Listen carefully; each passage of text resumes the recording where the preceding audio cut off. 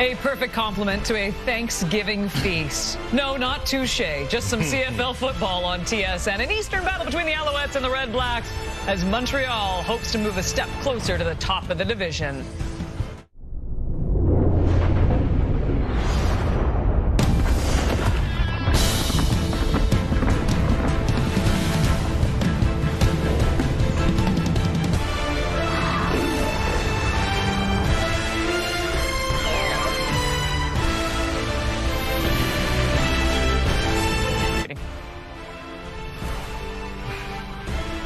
Well, how much confidence does this Alouette team have with this man in the lineup? Davis Alexander, a perfect 9-0 as a CFL starter.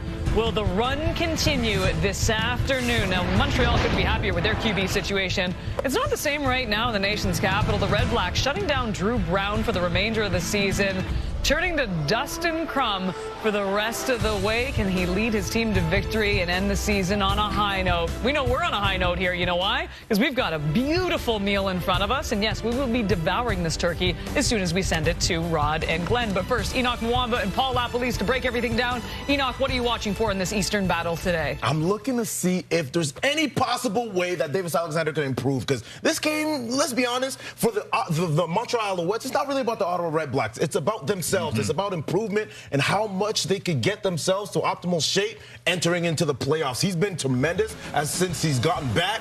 But can he improve? Because he's missed a few games. They need to be in the best place possible when they get into the playoffs, Lapo. I'm thinking about Tyrese Beverett, one of the best linebackers in the Canadian Football League. 23 defensive tackles in the last 3 games, 2 sacks, 2 forced fumbles.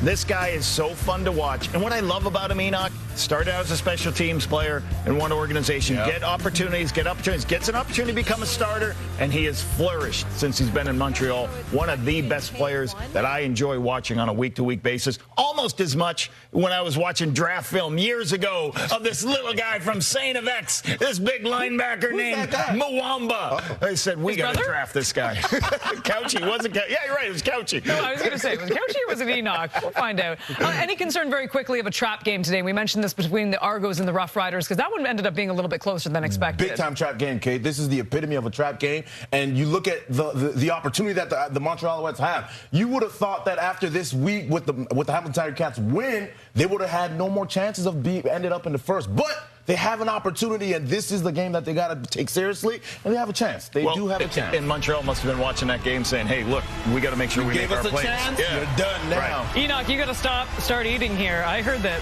Rod and Glenn are halfway done the bird. We're going to win. Get up off of that thing and dance to you better. Get up off of that thing and dance to you. Sing it now. Get up off of that thing and dance to you better. Get up off of that thing. Try to release that pressure. Get up off of that thing and shake to you better. Get up off of that thing and shake to you. Say it now. Get up off of that thing. Roger Dean of White Rock, BC. This is your chance to win big thanks to Save on Foods' $1 Million Touchdown to Win. If the kickoff is return for a touchdown, you could win groceries for a year. If 2 kickoffs are return for touchdowns, you could also win $1 million. Good luck, Roger. Let's get you to Montreal. It is Rod Smith and Glenn Suter. Thank you, Kate. Happy Thanksgiving, Canada, from Percival Molson Stadium on the campus of McGill University. We can't wait to dig into a football game between the Alouettes and the Ottawa Redblacks with Glenn Suter here, and a winning streak for Ottawa. Not yet. I know Kate was talking about it. But we're going to wait. We're going to wait until quarter time, okay? Just put the knife down. We got to talk football first. 9-game winning streak for the Owls over the Redblacks. And speaking of the number 9, a 9-0 start, a CFL record for a quarterback for Davis Alexander. Yeah, Davis Alexander not only made his comeback from injury, a big one, was over 350 yards passing in that game against Calgary, but has set a CFL record with that 9-0 start to his career. He gets to start again tonight. The Ottawa Redblacks have basically shelved Drew Brown for the rest of the season, and Dustin Crum will start tonight. He's come off the bench 4 times and is 2-3 as a starter in Ottawa this year.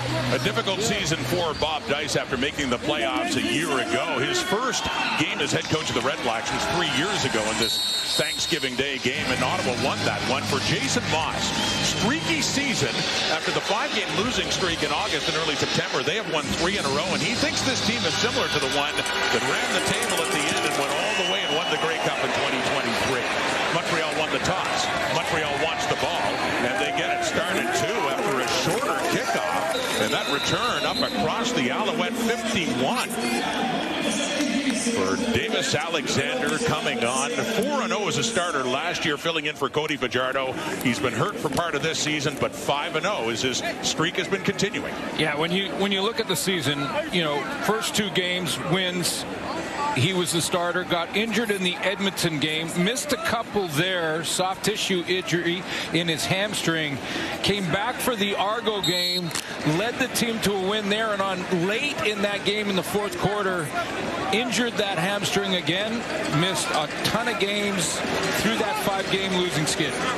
Has a first down here, and a good place to start, close to midfield, faking the handoff to Stevie Scott, and then he throws it, completes it to Tyson Philpott. And the great Canadian receiver there has it across midfield into the Ottawa zone. Good offensive line led by Justin Lawrence up front. At center, making the calls, picking up the blitzes. It's a good, solid group in front of Davis Alexander. And Tyler Sneed, the panel talked about it in the pregame show. He's on the verge of a first, for him, 1,000-yard season. Canadian football. Yeah, keep an eye on Tyler Sneed. 20 yards shy of 1,000 for the first time in his career. His 3rd year out of East Carolina. Well, 2nd down and short. It is Stevie Scott with his first carry. Scott had a breakout game a few weeks ago against Saskatchewan, ran for 125, and getting the load a lot more with the injury to Travis Tice and Sean Thomas Erlington. Going to have to go here on 3rd and short. A short yardage group. Didn't quite get to the first down marker, just over the 50. And so Alexander goes out, and in comes Shea Patterson, who started his career here in Montreal and, of course, had some time with the Saskatchewan Roughriders in 23 and 24. He'll handle the short yardage duties, has for the last several weeks, coming on to the Alouettes after all the injuries they had at quarterback. This lunges ahead, and then second effort, flag does come out. Right along the line of scrimmage, several flags all over the field now. Saying it's against Montreal. I think that initial call from the official was procedure. Montreal number 66. It's a 5-yard penalty. Remains 3rd down. Yeah. So instead, the punting unit will come on.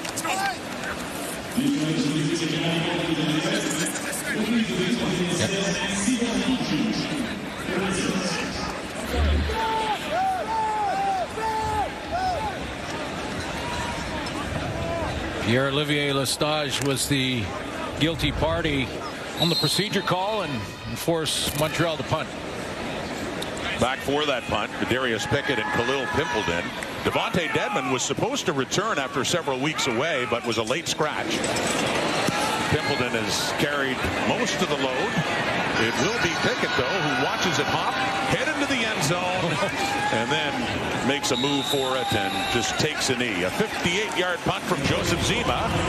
And we do have a point on the board in the form of a Rouge Thanksgiving Monday in Montreal.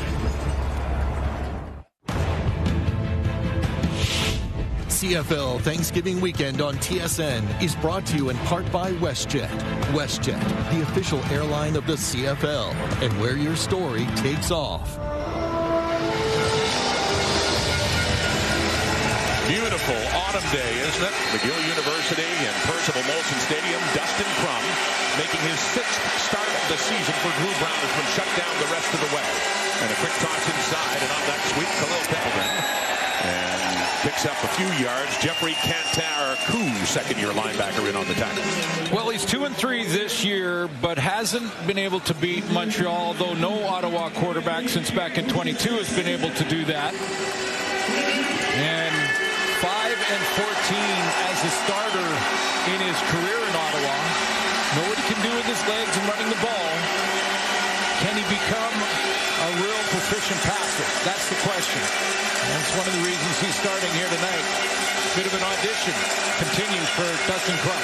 Came off the bench against Saskatchewan after Brown had thrown 3 picks and threw for nearly 100 yards and a touchdown. Ottawa number 61. It's 5-yard penalty. Remains second down. Drew Desjardins, the veteran offensive lineman, been making the move outside to right tackle. Normally a guard is flagged for the procedure call. Well, this is a sellout crowd, and a sellout crowd's making an impact in drive 1 for the opposition. Even without those air horns anymore. Absolutely. You still hear something like that. They can get so loud here at McGill. So a second and 12 now. After the 5-yard penalty.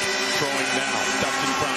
Short one underneath to ex-Alouette William Stanback, who had some terrific years here before going to BC last year. This his first year with Ottawa, but not enough for a first down. Well, let's just get out of the way the motivation for Ottawa. Ottawa is out of the playoffs, but their motivation, and I'll put it to you this way: if you've ever played in a rec hockey league or whatever it is with your buddies, you do not want to let them down. I don't care what level it's at. You're out there playing your best because your buddies, your teammates are watching you. You're going to see that out of Ottawa. It is blocked. Richie Leone's punt is blocked. Marc-Antoine Dequoy has it. 10-5. What a start for the Alouettes. Touchdown, Montreal.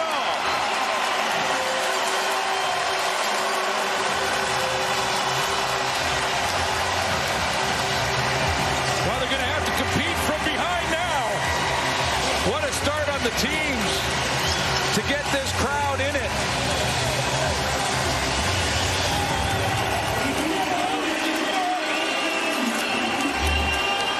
Dequoy blocks it. Dequoy scoops it and scores with it. Coming off the edge, not blocked. He was there.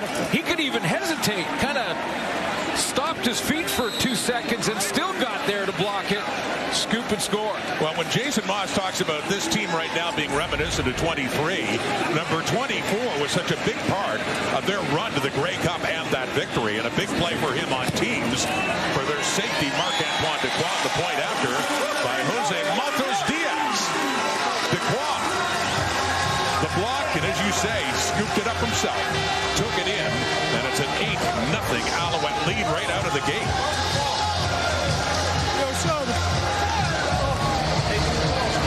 Leone back to punt for the first time of the day. Dequoy gets to it and finishes it off for the Alouette touchdown and a 20-yard return. Marc-Antoine Dequoy, there is a real technique to blocking a punt. It's to the block point. The block point is where the kicker's going to end up, not where the ball is when you first see it. If Dequoy goes too high and right to the ball, he extends into the kicker. He goes right to the block point, gets his hands over top the ball, blocks it cleanly, scoop and score, and the Owls out in front early at home. Just like that, 8-0. It's Daniel Adeboboye on this kickoff return now. And he gets hit hard. Quite a greeting. Might leave a mark up at the 30 coming in. David Dallaire on special teams. This is a fired-up Alouette team. That's what the special teams play by Dequoy will do. He gets that entire bench riled up. You get them all excited. Come out here, big return by Adeboboye, and wow, what a hit. Happy Thanksgiving. Yeah, there you go. Right here. That's a good football play by both teams. It is, and Adeboboye is no shrinking violet. Pretty tough kid as well. Quite a collision. And on that short pass, and nowhere to go. Najee Murray, the first of many, in on Pimpleton there to limit them and set them a second and long. Two guys looking at 1,000-yard receivers. We'll get to them in a second. Drew Desjardins at right tackle. He moves over from the guard. And the two guys I was talking about at receiver, Gino Lewis, Justin Hardy, closing in on 1,000 yards. You see Luther Akunavanu in there in the starting lineup as well. Has only 5 targets all season, just 1 catch. Eugene Lewis, another ex-Alouette, now with the Redblacks, closing in on 1,000 yards receiving.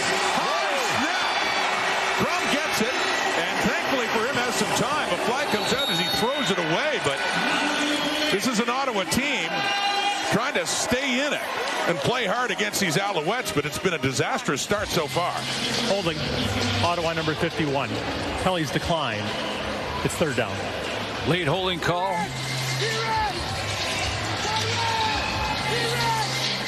That was on Peter Godber, but three-man pressure, bad snap. Just a little bit outside with a little heat on it.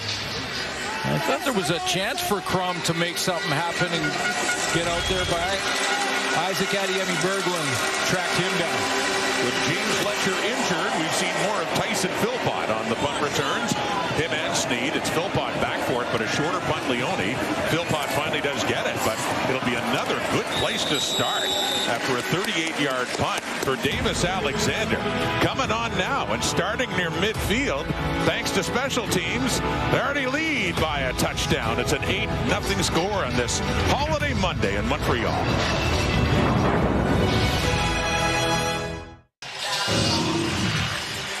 Two weeks ago, Davis Alexander made his return to the Alouettes lineup and improved to 5-0 as a start of this season, 9-0 overall with a great game against the Stampeders. Yeah, came back in a big way, didn't he? At 350 yards passing.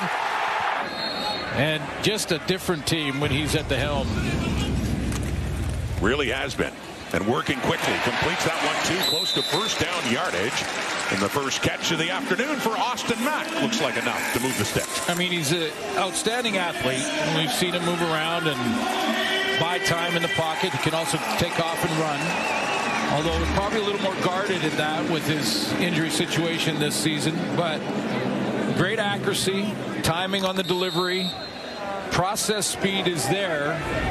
But I think it's the intangible that is the biggest difference for Davis Alexander. That it factor that he's shown when he came off the bench against Saskatchewan a year ago. Deep look right, way downfield near the end zone for Philpott, and the coverage is there by Lockridge on the corner. Cameron Lockridge defending that well. Good play there by Philpott just to avoid the interception. Take a look at that defense for Ottawa up front. Lorenzo Malton, of course, traded to Calgary, so Mike Wakefield will play that defensive end spot.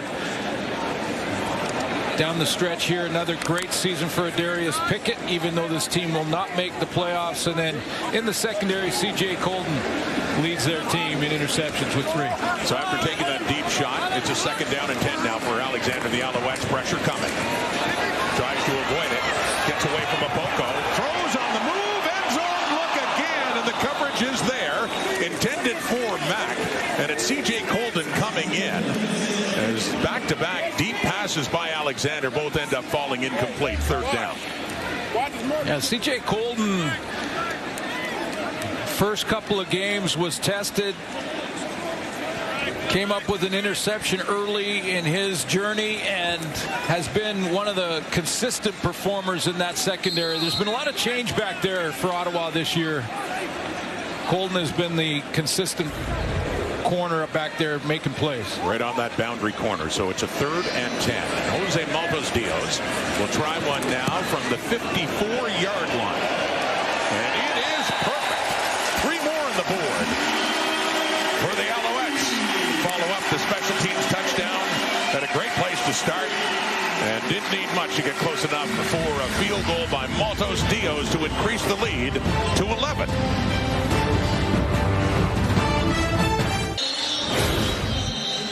Great follow-up season in Montreal for Isaac Adiemi-Berglund, who's tied for 2nd in the CFL with 11 sacks. He has been a force on and off the field as we say hello to Kenzie Lalonde. Adiemi-Berglund has always been giving back. In this past year, he started his own foundation called the Berglund Bridge to spark meaningful connections and interactions in the communities he's part of. Motivated by seeing very few pro football players in his home province of Nova Scotia, and inspired by Corey Mace's work that he has done over the years in Calgary. And for years now, Adiemi-Berglund has given back to his community.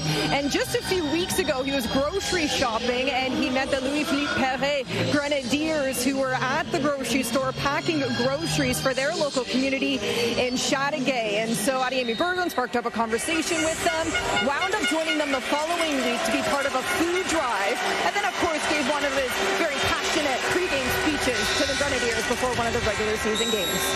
A great Thanksgiving story, Kenzie. Thank you. And yeah, the pride of Dartmouth, Nova Scotia, Isaac Ediemi Berglund, and really finding a home after starting in Calgary here in Montreal. Making sure every one of those kids that he met got to the game here this afternoon, and is just 3 behind Matthew Betts. Yep. And Betts and the BC Lions on a bye week, so chance to maybe close the gap. They've had a good race going on. At one point, he moved into the lead before Betts moved past him again. It's now a 2nd and 5 with Dustin Crum and the Ottawa Redblacks, trailing 11-0 in this Thanksgiving Day game. The handoff to Stanback, and he finds a hole. Bursts through for a first down into the Alouette zone for number 31, Stanback. Yeah, William Stanback with great patience on this run, and they finally sort of get those, I don't know if it was jitters or nerves or just try to get that alarm clock to go off for the Ottawa Redblacks, because you know they're going to compete this afternoon. They just got off to a bumpy start with execution, but that's a well-executed play off the left side. A gain of 17 yards and a first down in the Alouette zone for the Redblacks. Down to the 48 of Montreal. Handing off again. Keeping it there. Dustin Crum. We take a look at the Alouettes defense he's up against. So Ediemi Berglund at 11 sacks up front. Chance to close the gap on Matthew Betts. 2 Canadians atop the sack chart. Back in the linebacking core, Tyrese Beverett. Another, as the games become more important, we get closer to the playoffs. Sankey and Beverett are going to play even better. And then should have maybe highlighted Marc-Antoine Dequoy. But Ento leads the team in interceptions. You can't highlight them all. Can't highlight them all. It's a good secondary, though. Has been gain of 3. Crum, 2nd and 7 coming up here for the Redblacks. Trying to settle down now with time. Short pass coming across. It's Stanback. Another first down. First one running. Second one receiving. It's Sankey that gives him a little escort into the advertising billboards there. But good decision by Dustin Crum. And I think Coach Lapo in the pregame show talked about Crum still auditioning. He's got a bunch of starts under his belt. 19 as a matter of fact. So we know a lot about what he can do and where he's limited. But is he going to be one of the guys for the future for this Ottawa football team? That's a good decision. And it's down to the Montreal 31 now. Stanback again. Not much doing that time. And ultimately gets maybe a yard. Dylan Wynn in the inside. And Jeffrey Cantaracu as well involved in that tackle. But I'm guessing we will see Tyree Adams a little bit for Ottawa, probably in this game, and as they finish. Bob Dice did say that expect to see him in the remaining games for sure. Yeah, and I think it's a good idea. I mean, you're out of the playoffs. You still want your team to compete. There are some personal milestones you want to hit, but start evaluating for next year. Got a 3-game lead on that. No game, Stanback, 2nd and 10 now. Crum, some heat coming in. He completes that one too. Coming back is Khalil Pimpleton, who turns it up, gets to the 20, and gets another Ottawa first down. Pimpleton's going to come back to the ball. Those extra couple of steps make such a difference because it also separates him. Lorenzo Burns out there on the corner has had a real good year. A couple of interceptions, leads the team in knockdowns. But that extra step or 2 back towards the line of scrimmage got him the space he needed to turn and get the first down. Significant part of the Redblacks on offense is certainly special teams with the injury to Devontae Dedmon, the combined yardage leader. Pimpleton taking the Stanback and throwing it off to Marco Dubois. The big tight end, fullback, gets it inside the 5. We got a 1st and goal coming up here for the Redblacks.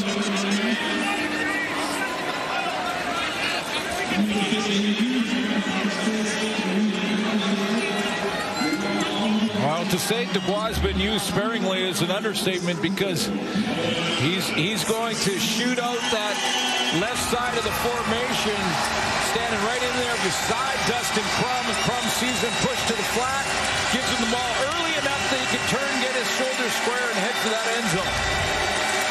It's been a struggle scoring early for Ottawa this year. They got a chance now. 1st and goal at the Alouette 3. Trying to turn the tide. It's been all Montreal up until this drive. Crum. The fake, the pressure, and the sack.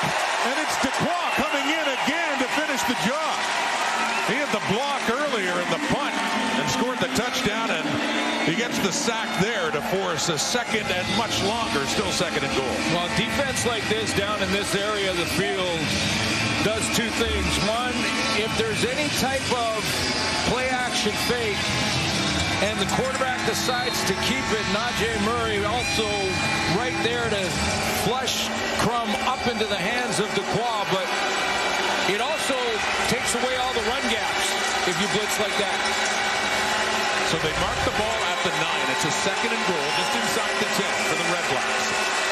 Empty backfield, off to the right, and right there is Murray.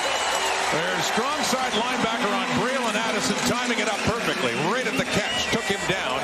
Third and goal coming up. Nothing to lose. Third and goal. This early in the game, looks like the offense is staying out. See Dustin Crum still in there, and some substitutions, but yeah, it certainly does look like they are going to go for it. And as you say, what is there to lose right now? Boy, scoring in the first quarter and the first half has been a struggle for Ottawa all year. Bob Dice told us this a couple of days ago, tired of settling for field goals. They need more touchdowns. Even in this situation now with them out of it, wants to see them get into the end zone more. Can they hear the toss? But no, it's knocked away by you-know-who. Marc-Antoine Dequoy so far having himself a day. In great coverage there on Braylon Addison to deny the touchdown, and it's a turnover on down. Well, you mentioned it, partner.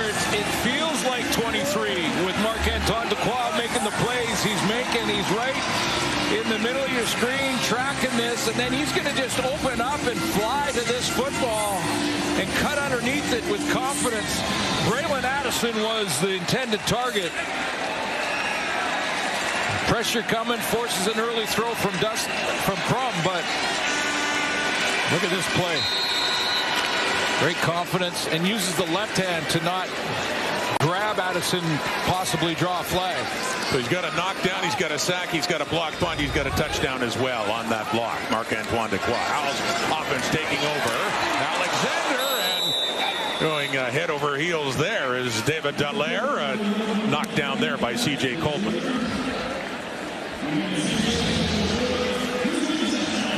Boy, I mentioned that struggle scoring in the first half and the first quarter of games for Bob Dice's crew has been one of the reasons that they've only managed 4 wins this season. And they're up against a team that's pretty good, not allowing points early in games in Montreal. So it's a 5-yard pickup, a 2nd and 5. Alexander looking to quickly get rid of it, and finally does find Stevie Scott. Gets him underneath, and Scott is still not enough for a first down, still shy by a couple of yards, and they are deep in their zone. And this is what I mean about Ottawa competing in this game this afternoon. I mean, defensively, they're giving Davis Alexander all he can handle right now. Got the block punt for a touchdown. And no consolation, of course. Even last week, defense made some big plays, and it was a 1-score loss. They've had several of those this season. No consolation for a team that has struggled in the last few years. But one thing Bob Dice had said, this isn't about playing for pride. He likes to think his players have been playing for pride all season long. Even though they're mathematically out of it, wants them to keep going, keep working, keep making plays, and yeah, and don't lay down your teammates. I mean, and the other thing about it that time count violation, Montreal number 36. 5-yard penalty, remains third down. I think Enoch mentioned in the pregame show was that what you do on video, and every game is videoed, and what you do on it is your resume. And that doesn't change because you're out of the playoffs. The teams are going to still, scouts and coaches and players are still going to look at what you do when you're across that stripe. Last play of the quarter, and after the time count penalty, Zima gets it away from his end zone. Backs up for little Pimpleton. Midfield.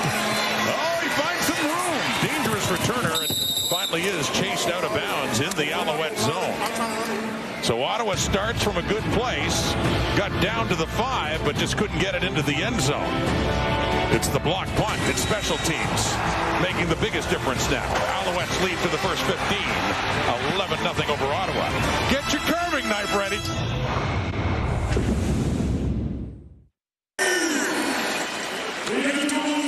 We once again hope you've enjoyed your holiday weekend. Happy Thanksgiving. Here from Montreal through a quarter, it's the Alouettes leading the Redblacks. And for us, I mean, we thought we'd give Kate and Enoch and Lapo a little bit of a head start cutting into their turkey. Now it's okay to go. By the way, this is what they gave me to carve the turkey here in Montreal a year ago. That's not a knife. This is a knife.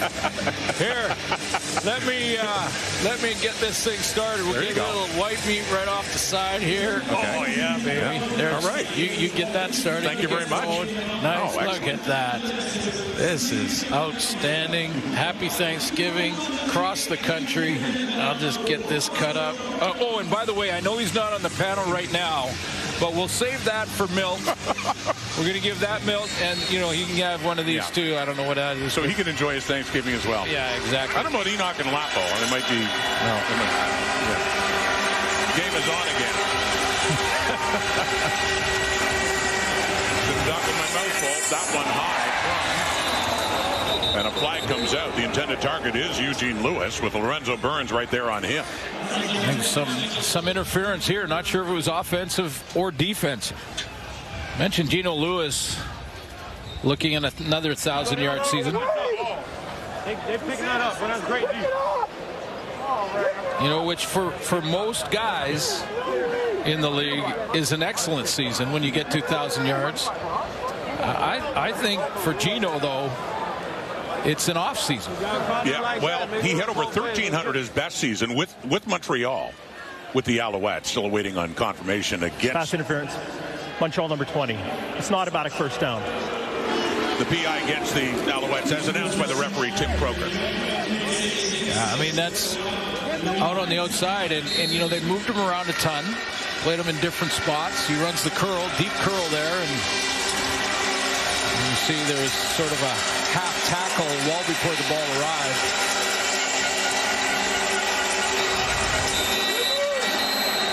So once again, this by penalty. The Redblacks venturing down near the score zone. They got down goal to go. Another flag out. Noel Thorpe, defensive coordinator for the Alouettes, pointing back Ottawa's way. I think you got a guy like Geno Lewis, and you know, I mentioned sometimes and try to in some ways simplify that, you know, when you have a matchup that you like, that a quarterback might just go to it and just stare down one receiver. That's not normally the way it happens, and Lapo will tell you that. Ottawa number 51, 5-yard penalty. Made first down. You know, quarterbacks have a play and a progression they go through, and they look at the defensive picture. They go through that progression, and then they get to the place they want to throw. It might be 1, 2, 3, maybe even 4 if you're a veteran quarterback. But for Geno, the offensive coordinator and Tommy Condell can make him the #1 priority. Well, it has been a different kind of season for Lewis when you saw how explosive he could bleed with the Alouettes and also with the Edmonton Elks and for thousands of those teams as well. And now decides to take off. We don't see this as much from Dustin Crum. Of course, in 2023, a raw quarterback who stepped in with all the injuries they had. He made 13 starts and he ran an awful lot, but that is good enough to get a lot of that penalty yardage back. Yeah, got him right down into the red zone again, too. And they've got about 3 to go, so a real manageable situation on second down where you're looking at the entire playbook open. But there, you know, when you write up the play and the schemes, you can make one receiver your primary target. And if he is double covered, then you move on to the next option. 2nd and 3 after that run play for Crum and giving it to Stanback, trying to pull his way through to get those yards. Doesn't look like he did. Looks like another 3rd and short coming up here for the Redblacks. Yeah, close enough that they'll leave. I mean, they were 3rd and 5 or 6 and went for it the other end. Well, I sense regardless it could be a quieter day for Lewis Ward unless he's kicking the point after. We saw it the last time they got close. They're going for it on 3rd down. They don't want to be settling for field goals. Well, this is quarterback sneak time at 3rd and 1. And Crum occasionally will try and take a peek, and if he thinks he can get the edge, he'll pull it and go along the line of scrimmage on these short yardage plays and get around. That's where Adiemi Berglund wants to cut that off. So Crum stays in the short yardage play at the Montreal 16. Second trip to the red zone. Crum keeps left side, first down easily. He got it across the 15, which is where he had to get, but certainly looks from this vantage point like it'll be another first down for Ottawa. A chance for a little Thanksgiving Day conversation there with Crum as he slowly gets up. Didn't quite have the edge there, so saw just off tackle enough space to go get the first and a new set of downs. Last week, 12 of 16 for 99 yards and a touchdown pass, coming off the bench for Drew Brown against the Saskatchewan Roughriders. He's also rushed for over 400 yards this season.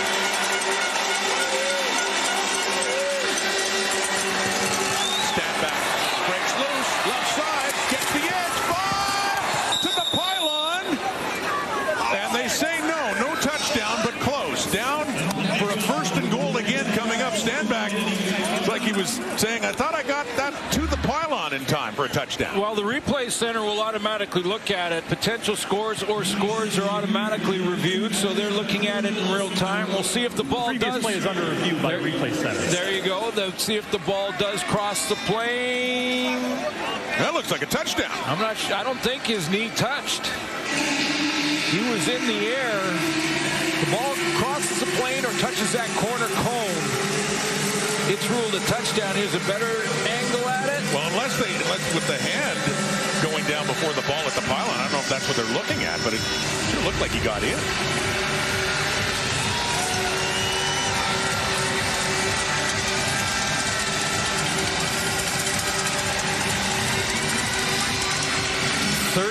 Of 15 games, they've scored 3 points or less in the first quarter. Ottawa. I think that ball crossed the plane just before the right hand goes down. The hand was down when it hit the cone, though. We'll see what this call is. William Stanback, 3 touchdowns on the year. Could this be number 4? After automatic review by the replay center, prior to the ball carrier's right hand touching the sideline, the ball hit the pylon. We have a touchdown. As explained from Tim Croker on the decision by the replay center, it is indeed 6 points for William Stanback back in his old stomping ground here at Molson Stadium after several great years with the Alouettes. 6 plays, 70 yards. Stanback with the touchdown, and now mentioning Lewis Ward, you're not seeing for many field goal tries. They continue to go for it on 3rd down in these situations, but see him on for the point after. Or no, they are going for 2. We really aren't going to see much of Lewis Ward, are we? If they are going for 2 here, of course, down 11-6. And that punt single for Montreal was another reason to try to get it to 8. But yeah, I mean, to lose, I see probably a few 3rd down gambles, especially in plus territory from Ottawa. Going for 2 here, of course, to make it a 3-point game. Taking a step back, the toss to the right, too far.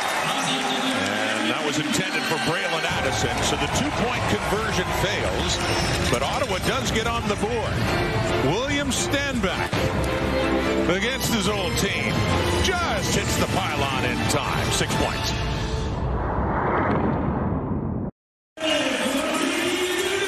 Go back to where it all began with the much anticipated new series from the world of Stephen King. It. Welcome to Derry, an HBO original stream. It's October 26th, that is only on Crave. Very good. Good drive by Ottawa. Just 40 yards, 6 plays, and that man, William Stanback, taking it in. And a highlight he'll never forget coming with the Alouettes in the Grey Cup in 23 against Winnipeg when he had a long run for a touchdown to help Montreal's upset victory. Charleston Rambo on the return for the Alouettes, and a good one it is. Good field position for Montreal to start up near midfield on a good return for Charleston Rambo. Yeah, these special teams are so important in our league, and Pimpleton gets this drive started in real good field position with a return of his own when Montreal had to kick from deep in their own end, and then 40 yards later, a run from Crum. Little short yardage play off the left side, and then giving it to William Stanback, who showed great speed getting outside to the wide side of the field and cross the plane. 39-yard return, too, for Charleston Rambo. Sets him up near midfield. Davis Alexander on that hit screen to Tyson Philpott. And he breaks loose a bit, but then is ultimately taken down there by Mark Milton in the secondary for the Redblacks. That is the intangible, though, to me, with Davis Alexander, is just the enthusiasm he brings, the passion he brings to the game. I mean, and there's lots of guys who are excited about playing and being the starting quarterback, and they know that everyone's watching them. Whether you play on offense or the special teams, you're watching your leader, your quarterback, and how but that enthusiasm is infectious. From the Ottawa 48, Stevie Scott is the running back. Not much doing there for Stevie Scott. It'll be a second and long. Or excuse me, that was on a second and short play. Didn't need much. Gets it to the 45, so he only needed to get a couple of yards and barely didn't make it for the first down. And that first game for Stevie Scott was a big one. No one knew much about him against Saskatchewan. He had over 100 yards rushing that game.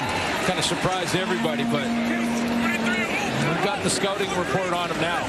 Perseverance on the practice roster last year, failing to make the Alouette squad. That toss underneath and hit right away. There's Dallaire with another catch for the fullbacks, getting it down to around the 40.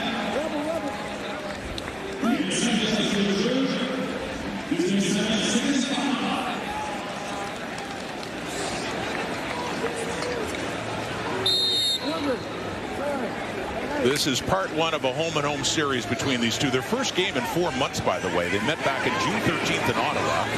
The Alouettes won that game by 21. Alexander starting in that game. It's a 2nd and 5. Just a 3-man rush with time. Takes a shot. And goes long! Nearly a beautiful catch for Tyler Sneed. Adrian Fry was right there with him. Sneed, well, he got his hands on it. Would have been an amazing catch. Just a little bit too far for him. Incomplete. Davis Alexander goes with the spread offense. No backs in the backfield. 3 receivers out each side. Little shake move there to get to the corner from Sneed, and it's over his shoulder right where it had to be. Or else Adrian Fry has a crack at it, because that's pretty good coverage. Davis Alexander gives his receiver a chance. Just can't reel it in. Just that close for Tyler Sneed, their leading receiver coming in, needing 20 yards heading into this game to reach 1,000 on the year. Jose Maltos has already hit one from 54. This is a 48-yard try. See if he can add 3 more on the board for the Alouettes. And Maltos does. Alouettes settle for 3 that time. They were so close. Sneed to another touchdown. Disappointment for Bob Dice. His team won't be in the playoffs, but he feels they still have something to play for. Let's go back to Kenzie. Yeah, still goals for each one of the units here for the Redblacks. Bob Dice saying this week when it comes to the offense, he just wants to see them finish. So I'm not surprised that they went for the 3rd down earlier on in this game. He wants...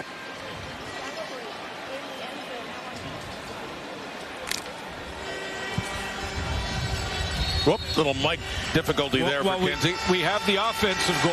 We'll get the defensive and special teams goal in a second. Just need some batteries. Back on offense, William Stanback had the touchdown for Ottawa. Last possession, gets it up across the 45.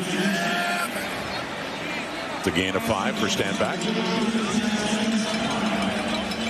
Yeah, and this is when I'm talking about for audition time for, we know William Stanback, we know Dustin Crum, and, limited, the rosters are limited in Canadian football, so it's difficult to, get a look at a whole bunch of young guys. Plus, there's personal milestones that you got to consider as well. I think that's important. A couple guys close to 1,000 yards.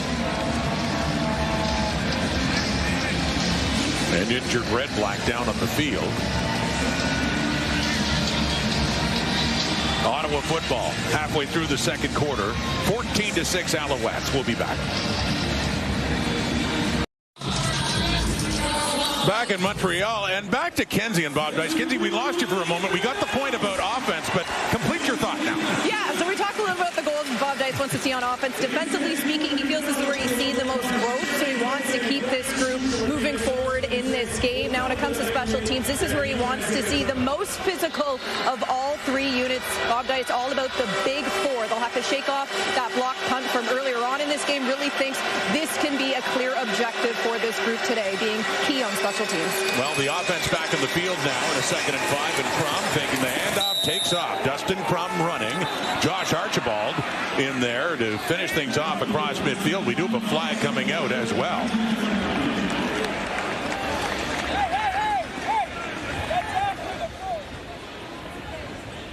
Would be enough for a first down pending the flag, though. Going against the Redblacks by the looks of things. Ottawa is sort of middle of the pack after this yards season. are gained, holding. Ottawa number 2. 10-yard penalty. First down. That's down the field. They're wondering if it's after, first down. So it's after first down gained. After the yards were gained. First down Redblacks. Down 8 points again after the Maltos Diaz field goal. But their offense has shown an ability to move the football in a couple of big drives. Longer one before their touchdown drive that ultimately ended with a 3rd and goal at the 5, and just couldn't find the end zone. Play broken up by Marc-Antoine Dequoy. And the Ottawa 45 now, heading down to the 7 minutes to go until halftime. On the first down play, and it's the toss sweep for Pimpleton. Breaks one tackle and gets pushed back. He's still going. Backtracks. Braylon Addison runs interference as he cuts it off, and he gets it back to midfield. So he gets something out of that. A 10-yard pickup for Khalil Pimpleton, and he certainly had to improvise. First going right, then going left. Yeah, and I loved how when he reverses his field and goes the opposite direction, there's the little forward pitch, and now he's reversing his field, and big block by Hardy to take Sankey out of it, and then everybody trying to get in the way, not blocking, but just trying to get in the way of the pursuit angles from Montreal's defense. Khalil Pimpleton, not the first time we've seen him make something out of nothing. Gets a first down right at midfield for the Redblacks. Still plenty of time to go until halftime. Settles, throws it, completes it to Stanback, who's had a good first half. William Stanback down to the Montreal 40. A good check down there for Crum and a first down for Ottawa. Well, it's a good decision because of a couple things he sees. There's the safety in Dequoy. He's dropping deep. He knows his back is coming out of the backfield in William Stanback. He's just going to check for the blitz on the outside. Little chip block there, and now he's got some space. So a real good decision by Crum to hit that back out of the backfield. William Stanback has 44 yards rushing, and he also has 21 yards receiving so far in this game. The touchdown, of course, as well. So rolling out to the right, Mustafa Johnson in pursuit, gets rid of it. It is low for Keelan White for the rookie. Kavion Ento is there with him as it falls incomplete.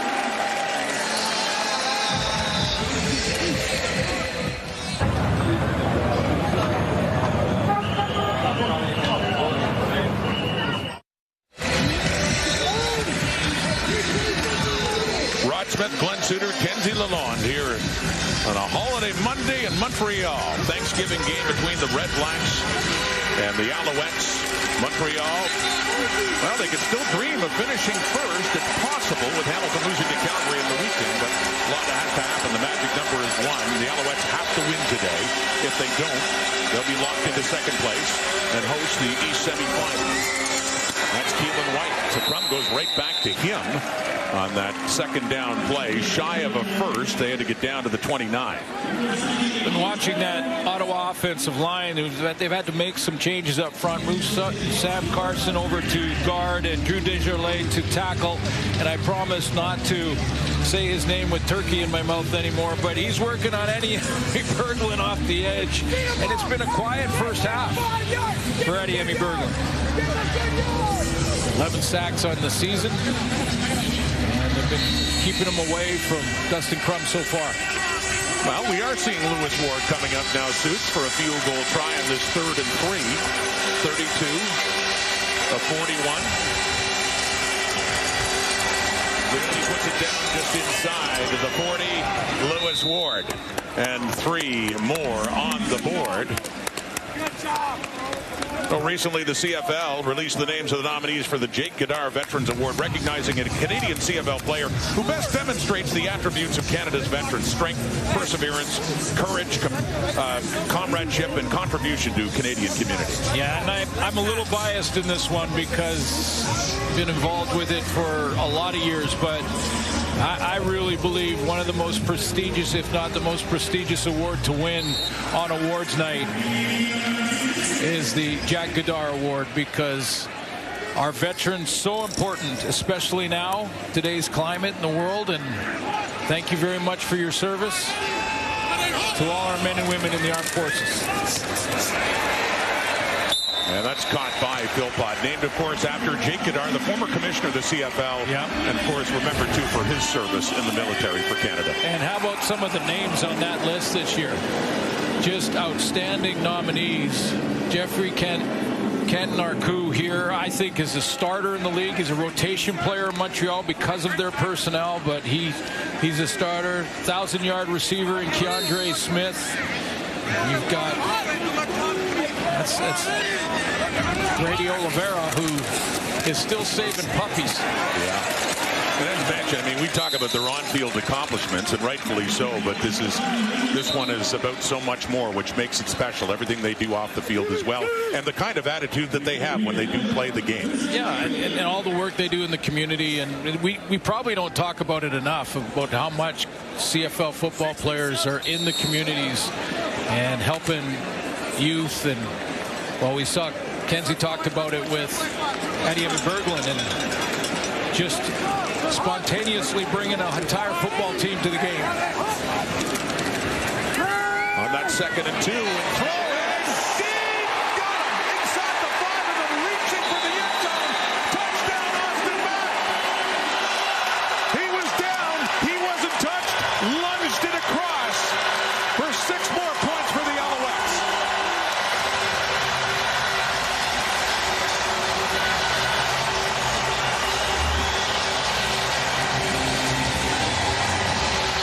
You see what I see, what Davis Alexander saw, a little play action fake. He's got no safety in the middle, and that's where he's going to Austin Mack.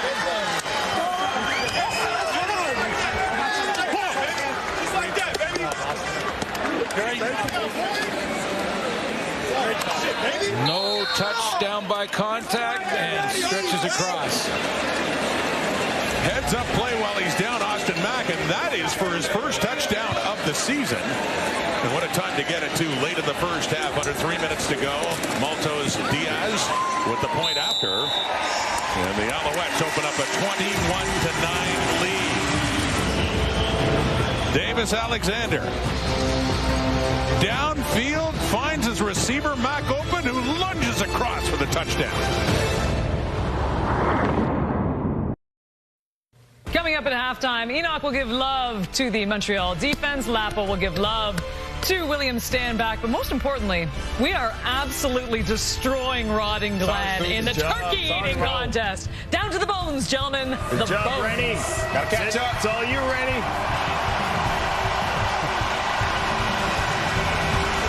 Can't talk with your mouth full, Kate. You guys are busy at halftime. I certainly have tried, but we're going to have some time at the half to catch up with you. We shall see.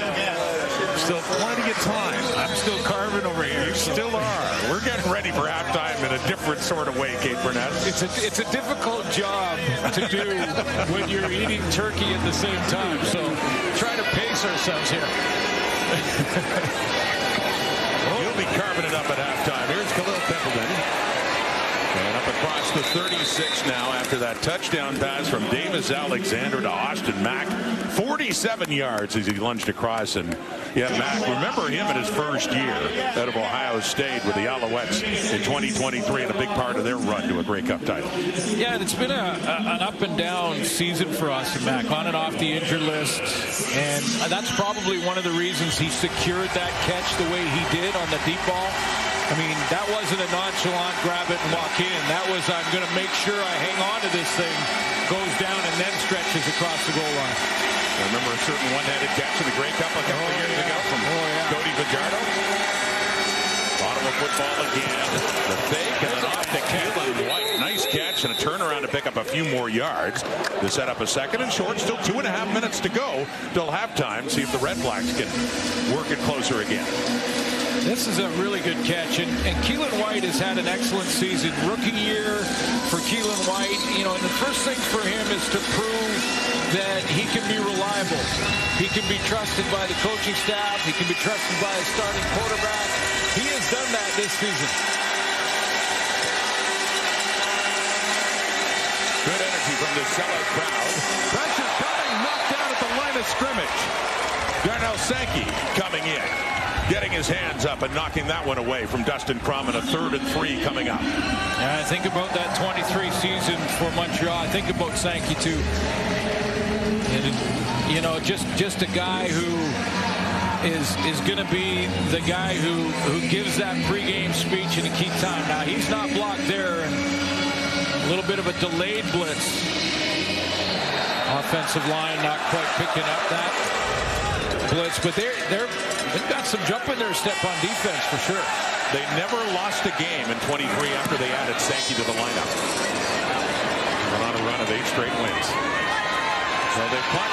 Eno Benjamin started the Calgary Stampeders and then went over to Montreal with the injuries they've had, and he's on the return after a 56-yard punt by Richie Leone. 2 minutes to go in the half. You know, and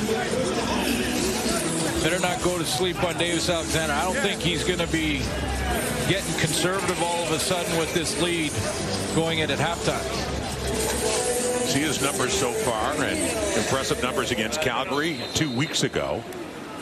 Big time, career high. Yeah. So, I mean, going 14-56 going in and 7 touchdowns, 3 picks. But, of course, this is only his 6th start of the season because of injuries. Throwing there, completing again, Tyson Philpott. And it is Lockridge, Cameron Lockridge on him right after the catch. 1:54 till halftime. Yeah, not handing the ball off on first down. We're gonna throw the wide side out. Step into this throw, tight spiral, on time to Philpott. Almost impossible to cover for Lockridge. He went over 700 yards receiving earlier in this game on his first reception. 2nd and 4. 139 and counting. Alexander. He finds his spot. And it's Austin Mack again. Last catch he had was for a touchdown, and he gets that one outside the 40 and a first down, Montreal. Yeah, and for Austin Mack now, this is a more confident catch. You know, and again, even if you're a star football player, and that's what Mack is for sure, if you've had one of those seasons where it's been up and down, on and off the injured list, confidence is a factor. From the Alouette 41 now. Under 1.5 to go. Alexander. Cole Speaker is a name we haven't said in the afternoon with his first catch. Speaker, another one of the veteran receivers, who's a big part of their championship run a couple of years ago. Hey, his first game back was that Calgary game as well. Had 81 yards in that one and caught all his targets. Just needing a yard and getting more than that, and a big hit coming in. DeAndre Lamont, and a flag comes out too, and a A late pop.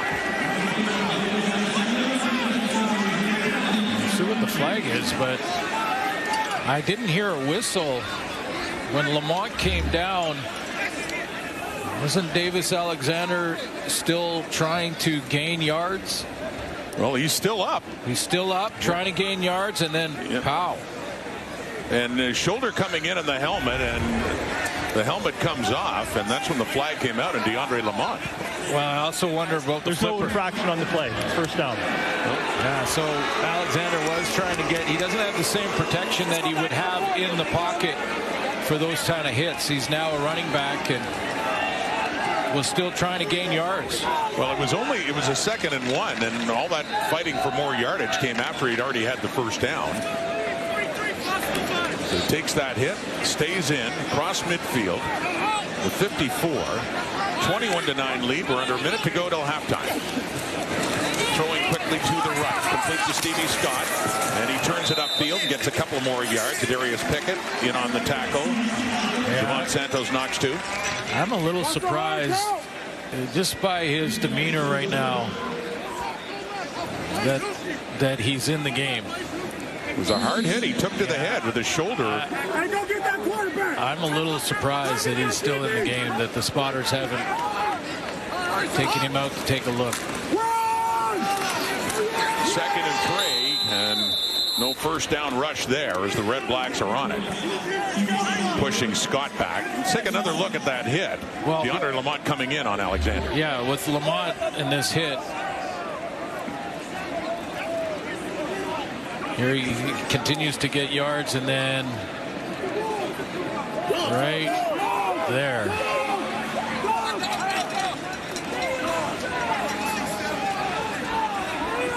And just in between plays,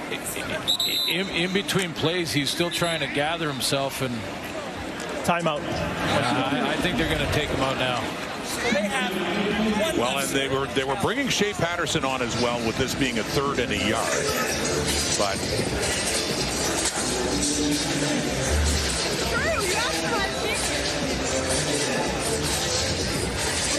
and this was after the hit, and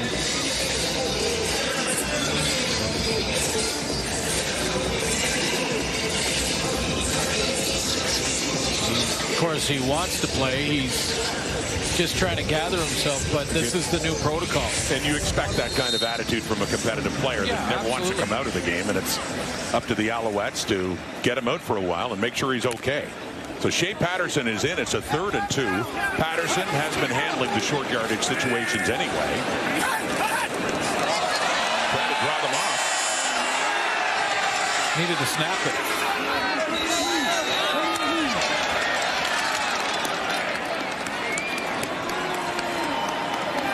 That's 10 yards, okay, sir? That's 10 yards.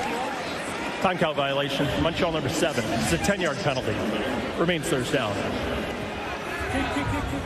So Justin Lawrence just didn't, in his peripheral vision, see that the edge player for Ottawa jumped and was in the neutral zone because he needed to snap it right then. He would have got the deliberate draw offside.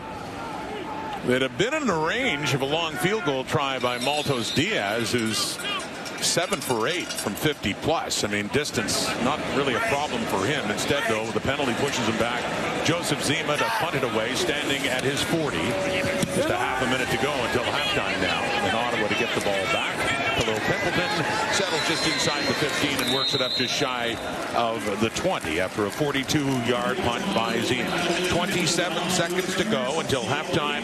The Alouettes leading it by 12 points, 21-9. Alouettes, if they sweep this game, beat Winnipeg, chance for first in the division.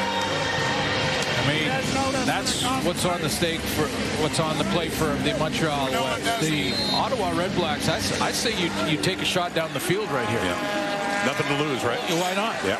You know, down by a couple scores and take a shot. Maybe you get a PI. You get 2 more plays. Well, not much on that one. Meanwhile, wondering if the tryptophan's kicking in for our three friends back in the studio, Caden, Enoch, and Lapo. Yeah, if they've been as active devouring turkey as they claim they have been, well, we shall see. I've been looking at that big slab of white meat that you've left over on your counter right here beside me. Yeah, I'm saving it. I am saving it.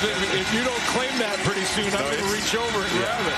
As soon as we go to halftime, we're on different schedules from that. Down to halftime, final play, stand back. Who's had a very good, solid first half for the Ottawa Redblacks, scoring their touchdown, but they are down against a team they have not beaten since Thanksgiving back 3 years ago in 2022, and they are trailing at halftime. Well, Ottawa played pretty well in that first half defensively until the Mack touchdown throw from Davis Alexander to Austin Mack. Little play action fake, and then he hits him on the post. And Austin Mack is standing by with Kenzie. Well, Austin, a highlight reel catch for your first one of the season. How did that feel? To God all the glory. Davis made a great play for me. Just thankful to be here, man, and just to make it an opportunity, honestly. Challenging sight to see Davis go down the tunnel. We'll see what happens here. How do you keep this pace going for the rest of this game? 10 will be good. At the end of the day, we got to make sure we keep doing what we do. Energy, toughness, come out here, finish this game. All right, have fun. All right, thank you. Kate, the panel, over to you. Kenzie, there it is from Austin Mack. 10 will be good, so we don't even need to worry about an update after halftime. Back alongside Enoch Mwamba, Paul Apolice, and barely any remnants left of this turkey that we have clearly demolished at this point. Speaking of demolishing, that is exactly what this Montreal Alouettes defense has done. Look, we've seen so many tremendous performances from this unit. Having Davis Alexander certainly helps, but overall, you have to be impressed, even at this point where they're playing a team that's out of the postseason, that they still have this level of intensity, Enoch. Absolutely. And one of the things that you're not going to be worried about is that 10 is going to be good. So you know that. My thing when I'm looking at the Montreal Alouettes, I'm glad to see at the beginning of the game, Davis wasn't playing his best necessarily. It wasn't explosive offensively, but you had some plays being made in different sides. Special teams, Marc-Antoine Duquois came, made a huge play. Defensively speaking as well, they stood up. The Ottawa Redblacks were running down, they were marching down the field, got into the red zone, but the defense stood up. Marc-Antoine Duquois once again came in, made a huge play in the end zone, but Najee Murray, you talk about Darnell Sankey, obviously Beverett. This defense is stepping up. I love the fact that, yes, we know about 10. We know he's going to be good. But every other player on this team also needs to raise their level of competence so that when they get to the playoffs, they can also have different plays. And one of the guys that they need to slow down in the second half is going to be William Stanback. We talked about Stanback before in the pre-game show, and we thought, you know what, he hasn't had the best regular season. We've seen him have humongous seasons. He's playing his former team. He's trying to prove that he's still, someone who can make a difference in the CFL. He's got 83 all-purpose yards, and that was a really nice half of football. Yeah, I like what he's done. One other point before we start talk about William Stanback. This run defense of the Redblacks doing a really good job. Second and short, a couple of those opportunities, they knocked Montreal back. Montreal's got basically 11 yards rushing on 7 carries. They're not doing anything in the run game. But William Stanback, 3 receptions for 36 yards. They're using him in a number of different ways, and he's getting his shoulders square, getting north-south, making people miss. 8 carries, 47 yards. There's one of those catches. 1 touchdown. That was a beautiful touchdown, reaching the ball forward, 6 yards per carry. Like you said, Kate, a lot of these veteran guys on these teams out of the playoffs are trying to figure out, hey, listen, I can still play at a high level. I can still be somebody who can be in your organization, and I can carry the rock. And William Stanback's showing up, doing a really good job of that. Let's get back to Davis Alexander. And look, you can argue all day whether he should have been pulled. The concussion spotter should have pulled him on that play. He obviously had a bloody nose, though, after it. And Enoch, we've seen this so many times from 10 that he is just fired up on all levels, on all cylinders. He did not want to be pulled out, but they were like, oh, no, you have a bleeding nose. Like they were trying to get through to him a little bit here. It's just blood. That's probably what he's saying. Coach, it's just blood. Put me back in there. But his ability ability to be physical. He almost has a linebacker mentality as a quarterback, but he's extremely accurate, and he's just able to impact the team on so many levels. I mean, you're his teammate. You're watching this. You're watching him wanting to go back, getting mad at the medical staff for holding him on the sideline. You can't stand there and say, man, you can't have a soft approach to the game. You want to go out there. You want to make plays for a guy like this. Yeah, and hats off to the medical staff and recognizing and the coaches getting them off the field so they can evaluate and go.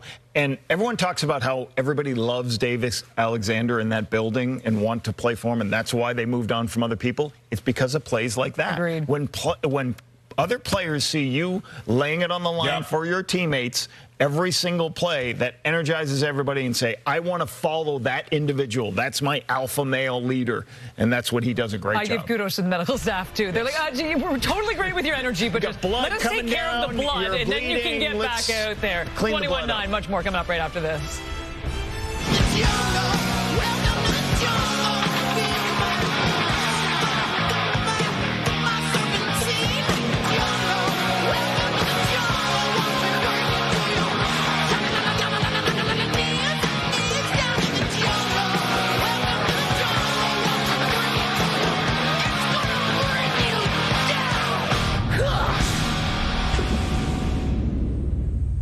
Well, just in case you missed it, but I'm sure you haven't because we've played it 600 times on TSN, and it's been all over the internet.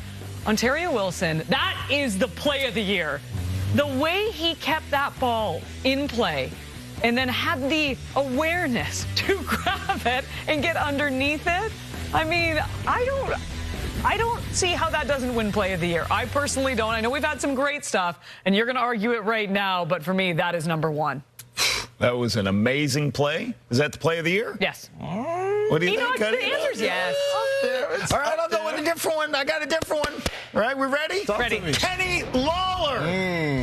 Of course, it's Kenny Lawler. Week 6, totally perpendicular to the ground, kind of backwards to the football, goes up and makes this 44-yard touchdown in Ottawa. Week 6, 23-20 win. Look at this play. Over C.J. Colton, finds it, carries it, brings it to the ground, while somebody all over him. That's my play of the year so far. You probably had some options, too, with Kenny Lawler, but I'm going to go with a defensive player.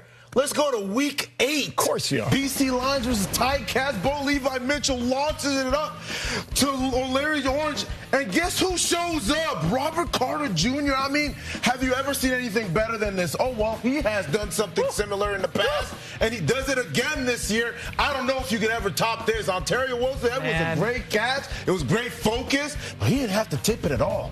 One time, one hand, and he was good. I think he's the best. I don't know now. I'm changing. No, you can't. You can't do that. I'm going Carter, too. Come on. No one's taking Pokey. No one's taking Pokey Wilson. No one. Sorry, no, Kenny. I'm sticking with my choice. One-hander. It's amazing play. No juggling. I think I win. You know what? Let's take a vote. Let's take a vote at home. Write us in. You let us know. We're going to do a fun straight fire. We should at the end of the year and make sure we know who's number one. It's Pokey Wilson. I think I get the final vote anyways. Meanwhile, in Ottawa. Jr.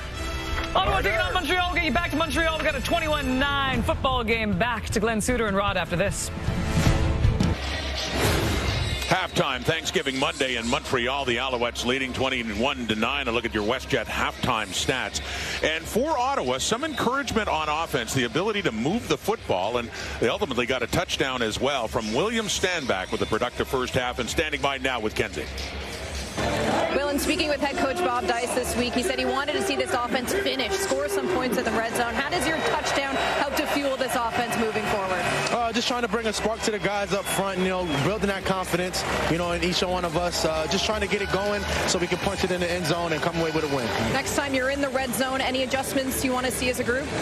Just keep sticking to our game plan, punch them in the mouth as much as we can, just wear them down as a defense and execute at a high level. That's all we got to do to come away with the win. Best of luck. Yes, thank you so much. Well, it wasn't a punch to the mouth of Davis Alexander, but he was hit pretty hard. Oh, yeah. And had to leave the game. I thought you were going to go down the road with William Stanback. Not surprising at all that a tailback uses two things he says there. Punch him in the mouth and keep grinding, keep pushing, keep... Yeah. I mean... That's what tailbacks think. Just keep wearing them down. I was going to say, and that certainly defined the career of William Stanback. So you saw Davis Alexander there, the kickoff. A live ball. It is recovered by the Alouettes. Just drilled by Maltos to hit a member of the Ottawa Redblacks and bounced right back the Alouettes' way. Just like they scripted it, right? Nate Boschman, the rookie, back in the lineup for Montreal. Well, this could be scripted. This is oftentimes the coaching staff looking at enough video and seeing a tell from the Ottawa front line on the kick return team that maybe they're turning and bailing too quickly. Like, are they turning too quickly? If they turn just before the ball is kicked, and they do, that's why. That's something that the coaches spot early.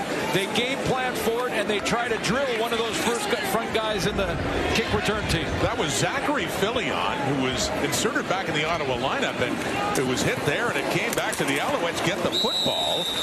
And it's Stevie Scott. But again, Zach Fillion, whose dad, by the way, Ed Fillion, had a great CFL career with the Montreal Alouettes. If that line of guys right there, if they are turning before the ball is kicked, you got to wait until the ball is kicked and then turn and go and find your block angle. If you turn early, special team coaches will notice that, and they'll try that. Now, you have to be accurate on the kick to make it happen, but Maltos Diaz was. He certainly was, and Boschman recovers. Alouette football on the second down. Breaking through is Stevie Scott. This is an Alouette team that has not run the football well lately, or this season for that matter. Second lowest total in the CFL, but a big first down for Scott there. Yeah, he's at 220, but he makes himself skinny at the line of scrimmage. I know there's a whole bunch of people at this time of year saying, how do I make myself skinny? But he does there to jump through that line of scrimmage and then get into the secondary. Gain of 17 yards for Stevie Scott. 3 carries for 5 yards in the first half across midfield. Taking the hit, throwing quickly, and it is caught, and it's inside the 45. It's Austin Mack who had a touchdown in the first half and a 47-yarder. So Davis Alexander is back in the starting lineup for the second half. Wondered if the spotters, I'm sure they looked at him and assessed him at halftime after taking that big hit in short yardage. From DeAndre Lamont, his helmet came off and he had a bloody nose or mouth. Wasn't happy at all about being removed. 2nd and 2 and throwing here. It is caught, another first down. And it was back to Mack again. Let's have another look at what happened late in the first half on that running play by Davis Alexander. Yeah, DeAndre Lamont's coming down to help out because Alexander keeps fighting for extra yards. He had the first down already before he took the hit.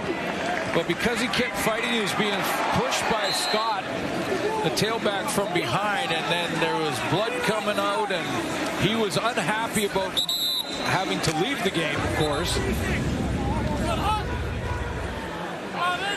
But back in now for Montreal on a first down. Play action pass. Buys himself some time. Pressure coming and just has to throw it away. Which he does towards the Redblacks bench on that first down play. Flag coming out. Had to get the ball back to the line of scrimmage for it to not be grounding. Yeah, across the line of scrimmage to not be grounding. You don't need a receiver near it if it does cross the line of scrimmage. If it doesn't, there has to be a receiver close. So wait word from the referee, Tim Croker, here. What looks like grounding. Intentional grounding. Montreal number 10. It's a loss of down. 2nd down. Yeah, so basically the rule is you can throw it away without a receiver. There's the line of scrimmage right there, right at the 35. And as Alexander retreats here, there's got to be a receiver in the area if it's not going to cross the line of scrimmage. It clearly doesn't. Goes out of bounds around 40-ish. And no receiver close enough. So keeping it underneath on a 2nd and 29. They lost 19 and the down and the grounding. Getting in some of it back. That's Tyler Sneed. Mentioned coming in 20 shy of reaching 1,000 on the season, but not nearly enough. 3rd down coming up, but they do get it close enough to get it into the range of Jose Maltos Diaz. Just watching Davis Alexander very closely. Looks like he'll be okay. So it does look like they're punting. It would take about in the low 50s, about a 51-yard try, but instead they got Joseph Zima out to punt the football. Bit of a wind in their face too right now.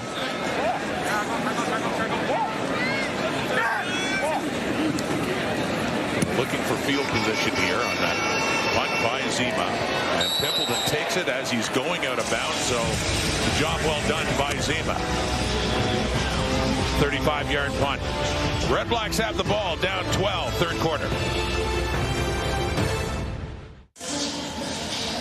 At the half, the Alouettes honor 2 of their greats of the past, and Brian Chew and Jermaine Copeland, who are both recently honored with induction in the Canadian Football Hall of Fame, and they're both standing by now with Kenzie. Yeah, I got them back in the thick of it, guys. We're right here on the sidelines. Brian Chew to my left, Jermaine Copeland to my right. Guys, honored here at halftime. Brian, I'll start with you. Just to be back here in Montreal, where you spent your entire CFL career, and to celebrate it with your family. What does this mean to you? It means everything. That's the biggest reason. My kids were so young at the time, they never really got to experience it. So seeing this moment meant everything to have my mom and my kids here. Well, you got this sellout crowd to life. Jermaine, I'll turn it over to you. I think when fans see you, they're taken right back to the 2002 Grey Cup game and your onside touchdown play that you had. And I know you guys spoke to the Alouettes yesterday before the game. So for yourself, what was your message to the recent team? Well, for me, it was more of staying on the grind. You know, I told the guys there's a lot of guys that come up here from down south that are shaken and bruised. You know, you're not really sure what's going to happen, but to always continue to fight. You may get cut, but where's your momentum at? Where are you going? Where's your next step? I always say stay on the grind. Keep fighting, keep fighting. Eventually, you'll make yourself where you need to be. Well, gentlemen, congratulations, and I thank you for the time. Thank you so much. Thank you, Kenzie. Much deserved honor for both of them. There's Darnell Sankey and Tyrese Beverette in on Dustin Crum, running that play after a 19-yard pickup by Standback, but a tough ending there for Crum. Yeah, congratulations to both those guys going into the Hall of Fame. Well deserved. And boy, did the crowd sell out here in Montreal this afternoon. Standing ovation for both. And you know, I think maybe their presence and their pregame speeches is helping, but they got to kind of contain. They've got to start containing Standback. 2nd down after the 6-yard pickup. Throwing and caught 2. Flags coming out. That'd be enough at midfield for a 1st down by Ottawa. We'll wait and see the result of the flag, though. Is this against the Redblacks in their backfield? Late flag. Ball was already thrown. But Kent Narku holding. Ottawa number 51. 10-yard penalty. Remains 2nd down. Peter Godber, the center, gets called on. Levy was holding Tyrese Beverette. Kent Narku was beside him. Beverette ends up.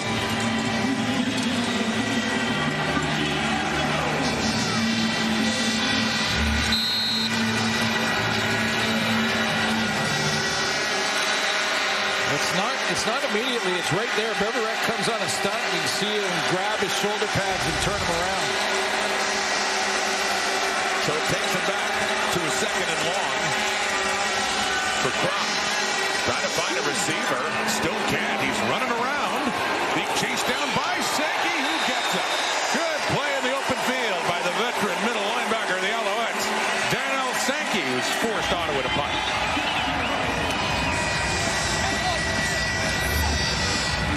These guys, when they get closer to playoffs, your best players start stepping up. We've seen Dequoy make some plays. Watch, just follow Sankey. Drop into his responsibility, staying disciplined in his pass drops, and then when he knows and is sure that Crum is going to tuck it and take off, he tracks him down and catches him from behind. And that's saying something with Dustin Crum. Sure is. With Crum's running ability, so Leone stands back just outside his 10. Benjamin is the lone returner for the Alouettes. tracking this down at his 31. A 53-yard punt by Leone, and that return up to the 47 of the Alouettes. Gorgeous autumn day on the campus of McGill. At our Thanksgiving weekend game, the Redblacks trail. Well, get ready for NFL Monday Night Football tonight. It's the Bills going up against the Atlanta Falcons. Now, that's the earlier game. There will be two going on. That starts at 7:15 Eastern, an hour later. You can also see it on TSN. Chicago Bears taking on Jaden Daniels and the Washington Commanders. Two games, Monday Night Football tonight on TSN. Great day for football. Always the Thanksgiving Day game with the Redblacks and the Montreal Alouettes here. The tradition on the Thanksgiving Monday. Stevie Scott with the ball. A penalty on the return, pushing the Alouettes much further back to start this drive. Well, you mentioned in the first half, the Montreal Alouettes, if they want to shore something up going into the playoff run, it's probably their run game on offense. And just get a little more consistency out of that. You know, averaging just shy of 90 yards a game. That's 8th in the league running the football. I'm sure Jason Moss would like to see a little more production out of that run game, more consistent basis. 2nd and 9. Over the middle, deeper shot to Cole Speaker. His biggest catch of the afternoon. Takes the hit from Lamont. But as a first down to get the Alouettes all the way up closer to midfield around their 50 at 28 yards. Lamont's playing down the hash mark, and Speaker's coming from the backside. And as Davis Alexander watches Lamont's drop and sees that he's on a half-field type of drop, then the middle's got to be open. Very similar to the Austin Mack touchdown throw. Just the second catch of the afternoon for Cole Speaker up at the 50 now. 12-point lead, Alouettes. Play action fake to Scott. And with time, and throwing it over to Tyson Philpott, and a nice move to get around a tackle and get it up. Only picks up about 4 or 5 yards, but Philpott certainly worked for him. 5 yards, but it was a fun 5. It was. That was a fun 5 to watch. Well, Philpott puts that right foot in the ground, and then that's a tough one. This, oh, Colton just like hanging on.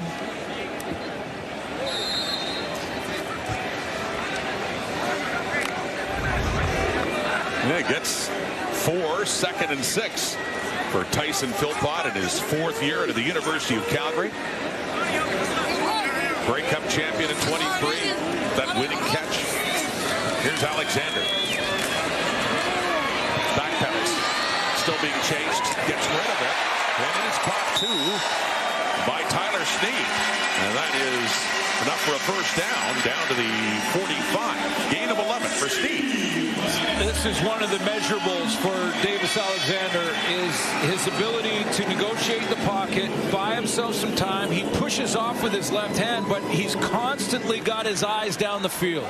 And all he needs is that one little flash of his white jersey, of his teammate in one of those zones, buys himself some time, hops back and forth, and finds Snead. 1,000-yard season. Yeah, that one put him just over 1,001 now. 21 of the day. Tyler Snead, 1,000-yard receiving season. Leading the way with the Alouettes, that's Charleston Rambo. And Alexander knew how close Snead was to that milestone. Yeah, and these things matter, so he wants to get the ball back, and this is what a good teammate does. Little things. Keep the ball, man. It's a 1,000-yard season. It's your first. It's Get awesome. that one marked. Davis Alexander for his teammate, his top receiver, Tyler Snead, making sure he takes care of him. I love it, man. That's being a great teammate. I know that doesn't seem like a big thing, but that's cool. That's one for his trophy case. Cool, yeah. Tyler Snead. Here we go on a 2nd and 4 underneath. And trying to one-handed his Snead in behind.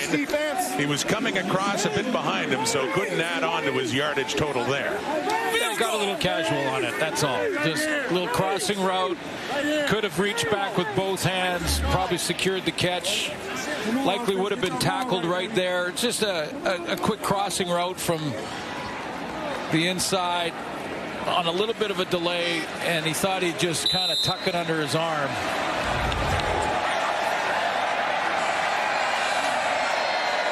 And so Jose Maltos Diaz comes on 2 for 2, and he's made from 53 and 48, and this one upwards of 48 again, put down by Zima, and it is good. It was drifting left, but inside still that left upright from Maltos Diaz. Another ticket to the gun show. Yeah, oh, absolutely. He's got a flex after that one again. 3 more for the Alouettes, 24-9. Team Canada's road to the 2026 World Cup will continue tomorrow. It's a friendly between Colombia and Canada. Coverage getting underway at 7:30 Eastern, 4:30 Pacific time, right here on TSN. It's a friendly. I thought all soccer games were cup games. That's what I keep hearing. Just a friendly. Yeah, okay. Big year coming up. It certainly soccer is. In our country. World Cup coming to Canada. Exciting time. That sport in this country. Now to a 40 now. Flying out for Crum. Couldn't find a receiver. He takes off again and just barely gets rid of it. With Cantaracou coming in and Beverett as well. It just rolls out of bounds. But coverage pressure really on Crum, who had some time and just couldn't find anybody. Yeah, that's a coverage sack, or coverage was the main reason for the play being made by the defense. I'm a little surprised we haven't seen Tyree Adams at this point in the game. I mean, a team that's out of the playoffs, yeah, you still want to win, but you want to see if you can win with number 7. See if you can win with Adams.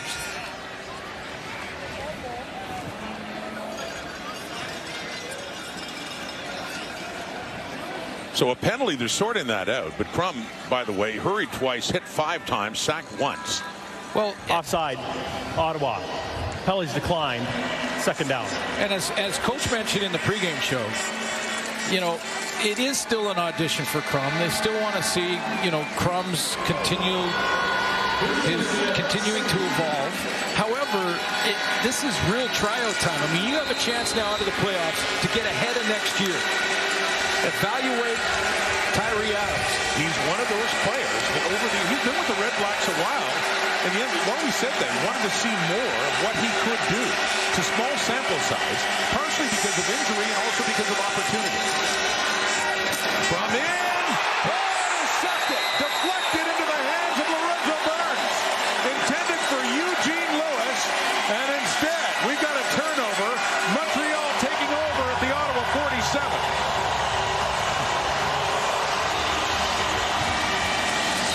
Lorenzo Burns with his 3rd pick of the season. And a flag is out. Alertly coming in on the deflection.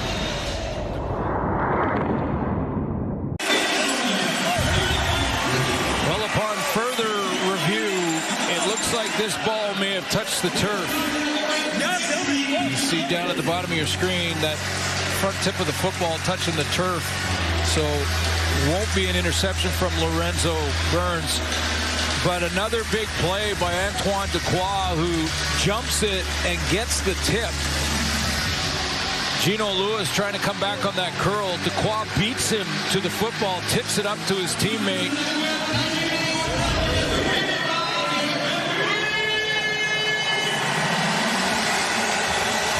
Still waiting word from the replay center and an announcement from the referee, Tim Croker.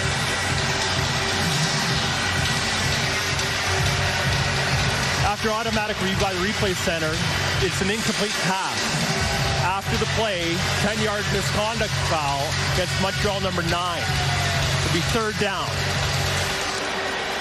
So no, not a pick, and Jeffrey Cantaracou is penalized, the Alouettes. So the bottom line, it is a 3rd down still for the Redblacks, but they'll have the chance to punt it away. Richie Leone.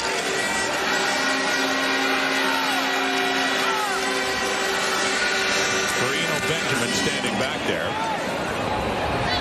waiting for it. Taken down after a 44-yard punt. Let's go back to Kenzie. A theme today is we've been talking a lot about community involvement, and when you bring in a guy like Geno Lewis, you're getting a leader both on and off the field. Right now, he is one credit away from earning his master's at Oklahoma in human relations. His goal is to work in family services after working with families that struggle with drug abuse and homelessness. And so here's a guy that always puts it all out on the field and off the field as well. Thank you, Kenzie. And yeah, but remarkable career starting in Montreal. Still feels indebted to his time with the Alouettes for giving him that shot, but it's been more of a frustrating season really since leaving with Edmonton and certainly with Ottawa.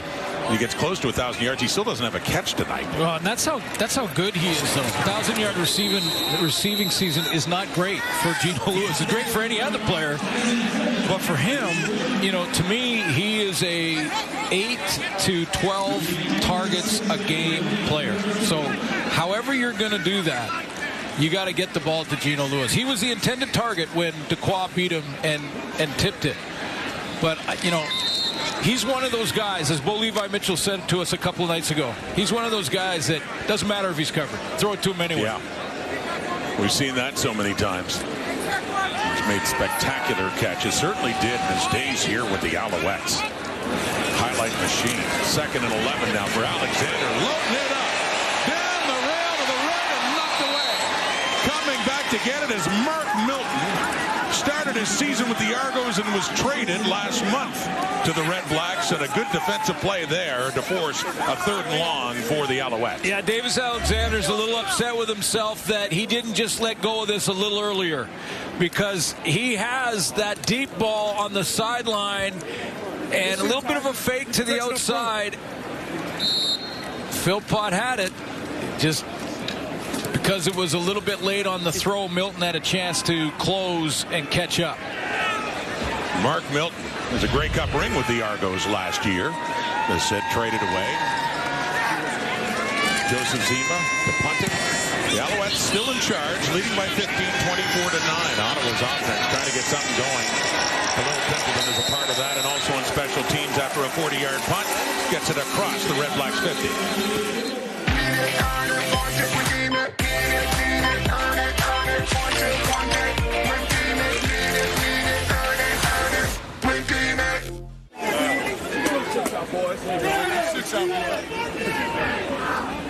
So Khalil During Pimble. return, holding Ottawa number 48. It's 10-yard penalty, first down, Ottawa. A chance to climb back in this game. Can't get those holding calls. That was real good field position right around midfield. Disappears because of a bad decision. And it was last week against Saskatchewan. Pimble had a punt return for a touchdown called back because of a penalty. What kind of season for the Redblacks? Late 3rd quarter, under 1.5 minutes to go. Ottawa just 9 points on the board. Little reverse. It's Justin Hardy trying to get him involved. He's still without a catch, but has that handoff and that pickup on first down for the Redblacks. We'll say this too about this game, especially on the teams. It's been a physical game, like playoff level physical. In the playoffs and first place still possible for Montreal, so not surprised there. This is a big hit too. Some physical football. It's Ento that's putting Hardy out, as mentioned, though. Ottawa's offense, we talked to receivers. Lewis and Hardy still do not have a catch in this game from the quarterback. 2nd and 5, swinging it out. And it's William Stanback who's been their most productive offensive player in this game, right near the first down marker for Ottawa. Yeah, and if you're in the East or a Western possible crossover team and you're thinking about playing the Alouettes in the playoffs, they are susceptible to the run at times. At times this year, they have given up big chunks of yards along the ground.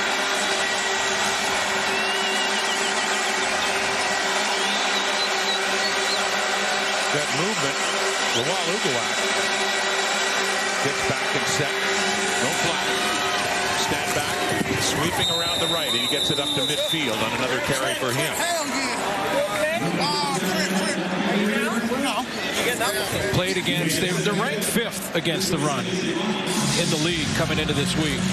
But against Hamilton, gave up 234 yards and lost. Against Winnipeg, Brady Oliveira had a great day in their game here. 176 that game and lost. Played against Saskatchewan, gave up 137 and lost that one. But having said that, it's getting closer to the playoffs. Guys like Darnell Sankey turn it up a notch. And they gave up a bunch of yards against Calgary, but with Davis Alexander back, they still won that game. Dan Adebaboye, the running back, now in a 2nd and 3. He has the ball. First carry of the afternoon, Adebaboye, and has a first down for Ottawa across midfield. And that is quarter time. So the game settles down, but Ottawa trying to spoil things for the Alouettes. Still in a hole now, heading to the 4th quarter. Montreal needs to win to keep any hopes of finishing first in the East Division.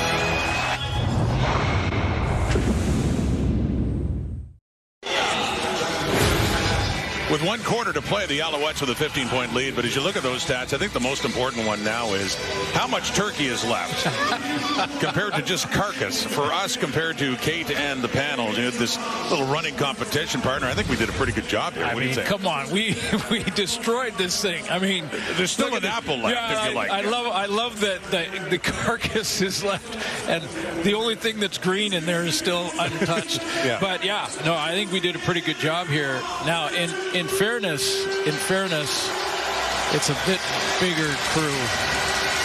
It is. Than is sharing, but we'll get to that in a second. We weren't going to admit that yet, were we? They said they had the bigger bird, but there were 3 of them, just 2 of us.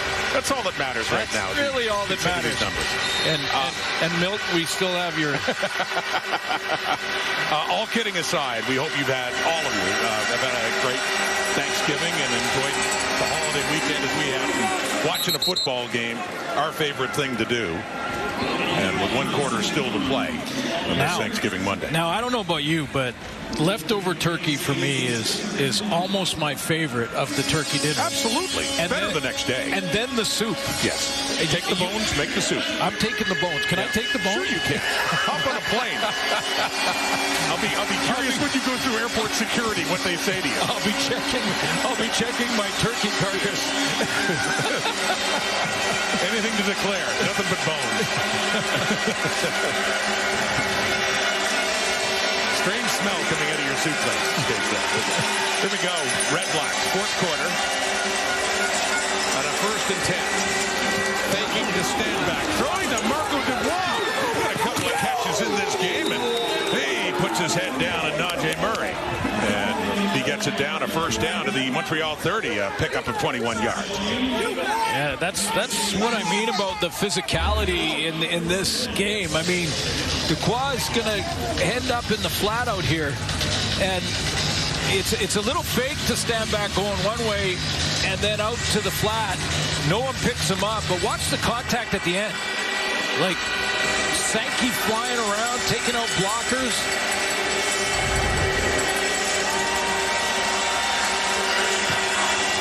Comes Ottawa again. Back to stand back, not much there. It's Lawal Uguak on the tackle of his old teammate William Stanback, limiting him to about a yard. It's like they're not tackling, they're hitting.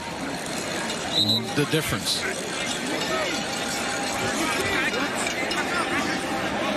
And they got to play each other again. They do. I was going to say. Maybe setting the tone. Yeah. First of a home and home. If Montreal wins this game, then they're still mathematically alive to catch Hamilton for first in the East. They would still need to beat Ottawa again next week, and then hope Ottawa beats Hamilton in the Ticats last game, and then they'd have to beat Winnipeg in the final week. So a lot. Ticats number is 1. 1 win or 1 Montreal loss, and they take the division. Pressure coming on. On the blitz. Strong side linebacker Najee Murray coming in and picks up the sack of Dustin Crump.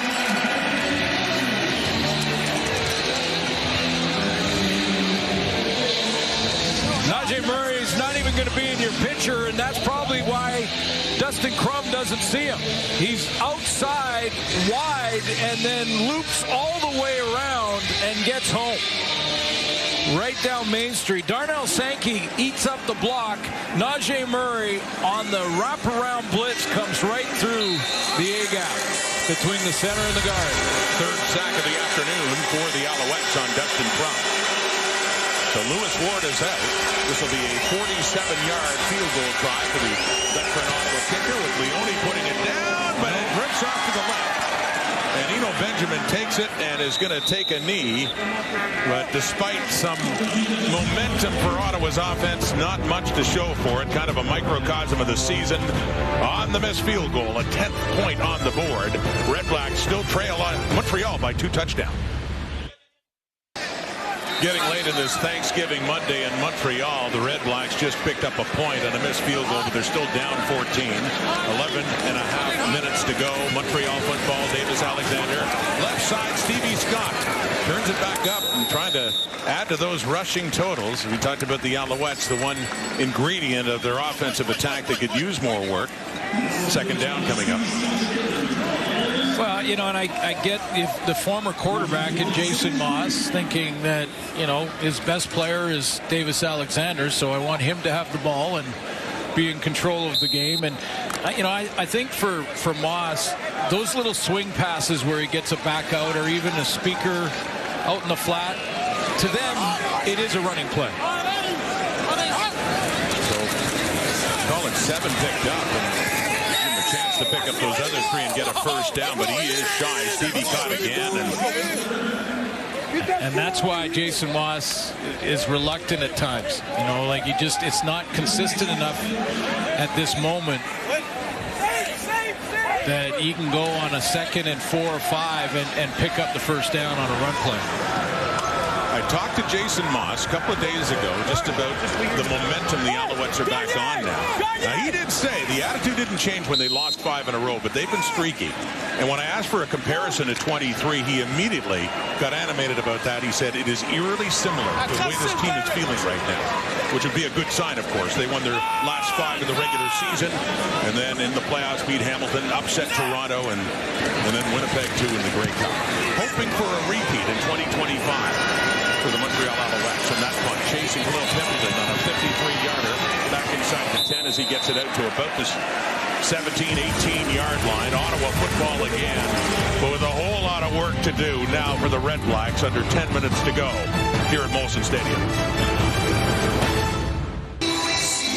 Confession time to Kate. Okay, it wasn't just Suits and I devouring that turkey, but we had a lot of mouths to feed here, including a terrific crew. Yeah, camera crew out there getting their sandwiches, their turkeys.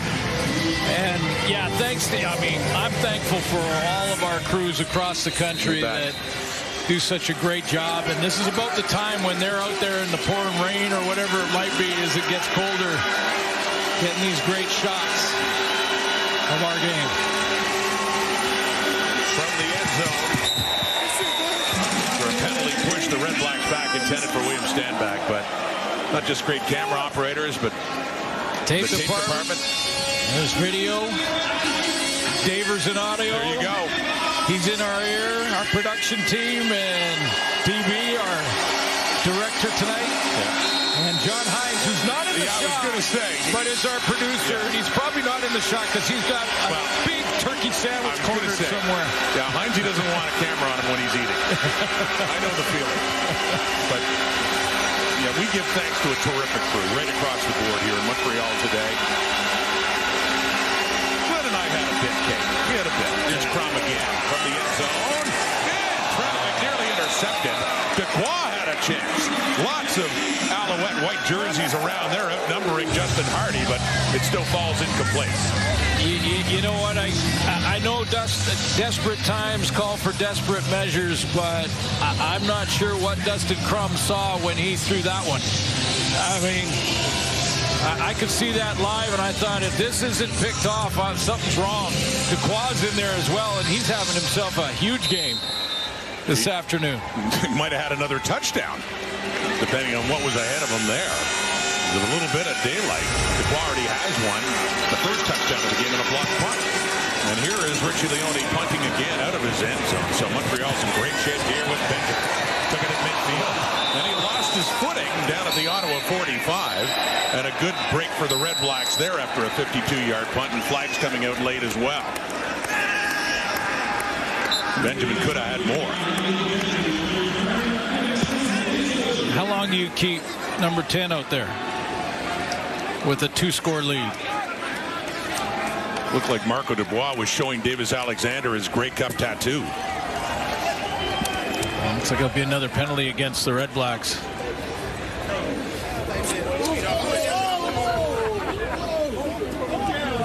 Usually when the ref's talking to the coach, it means the other team got the penalty. But I think coach play disqualification. Ottawa number 89. 25-yard penalty. First down Montreal. Well, that was Marco Dubois. We saw him having words with Davis Alexander walking off the field, but he's disqualified from this game. Yeah, that's what Bob Dice was trying to ask. He was over there talking to the official saying, who was it? I'll go get him. He's out.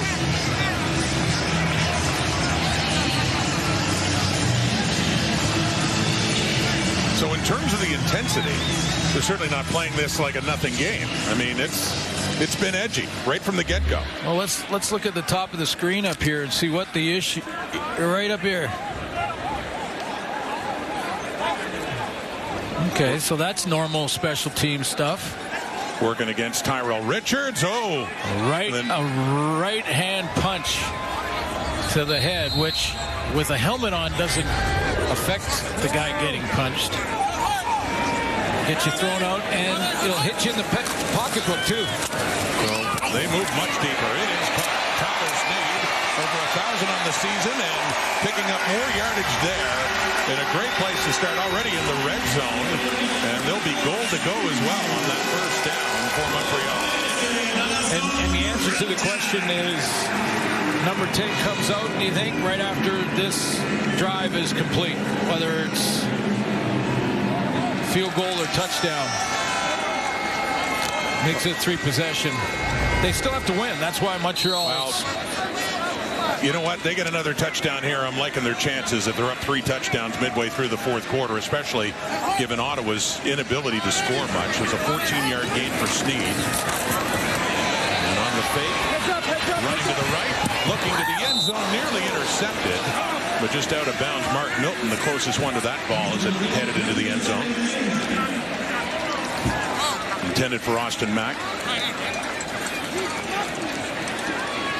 Physical, trash talking going on. I hear you. Second and goal, Alouettes. And looking to push their record to 9-7. And keep their hopes alive of first place in the East after Hamilton lost to Calgary earlier this weekend. A look to the end zone to the left. Nearly intercepted again. No, C.J. Colden, the one right there with Mack. Closest to it, had the chance, caught it, but went out of bounds. So third down coming up. Maltos coming on. See if he can add 3 more and make it a 27-10 game. Yeah, I think C.J. Colden was well out of bounds when he caught this. Yeah, right foot past the white stripe. Not so sure that Davis Alexander didn't just throw it that far outside that if Mack comes up with some sort of miracle, is one thing. If not, it's out of bounds. Maltos Diaz with 3 longer field goals, and that's just a chip shot to go 4 for 4. Put on 3 more. Montreal's in control. Late at McGill. CFL Thanksgiving Weekend on TSN is brought to you in part by WestJet. WestJet, the official airline of the CFL, and where your story takes off.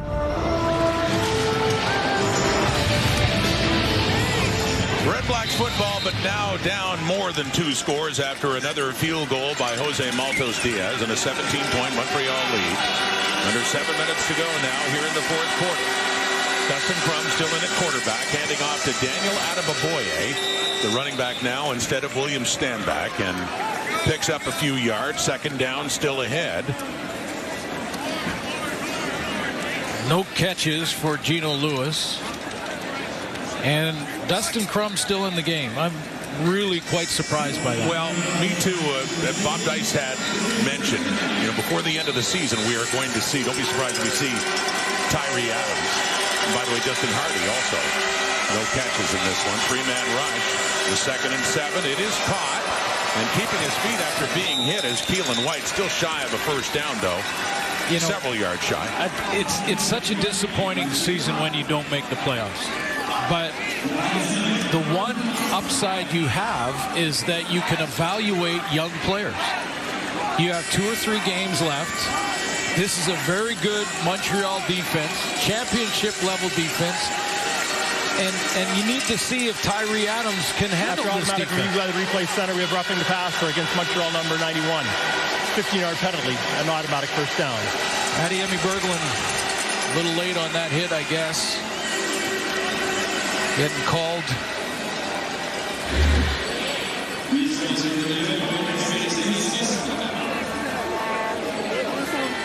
Goes on an inside move, ball's out. I don't know about that one.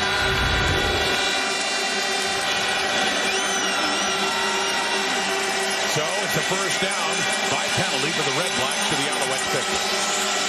5 minutes, 25 seconds left and counting. That is complete to Khalil Pimpleton. Cuts it back. Pimpleton works his way down to the 35. And a 15-yard pickup for the Redblacks. And one of the responses would automatically be, well, we still want to win.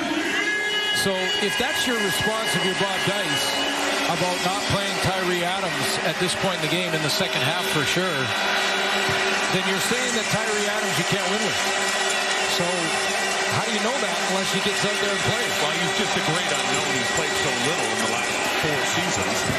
Adams had 1 start. I mean, we go back to 2023, and that's how Dustin Crum was introduced. He was the 4th quarterback in behind Jeremiah Masoli, who was hurt, Nick Arbuckle, who started the first 2 games, and then Tyree Adams came in against Edmonton and got the victory in his 1 CFL start, but he got hurt. Knee injury done for the season. Right. And then Masoli got a chance to come back from a long injury layoff, got hurt in the first half in Hamilton.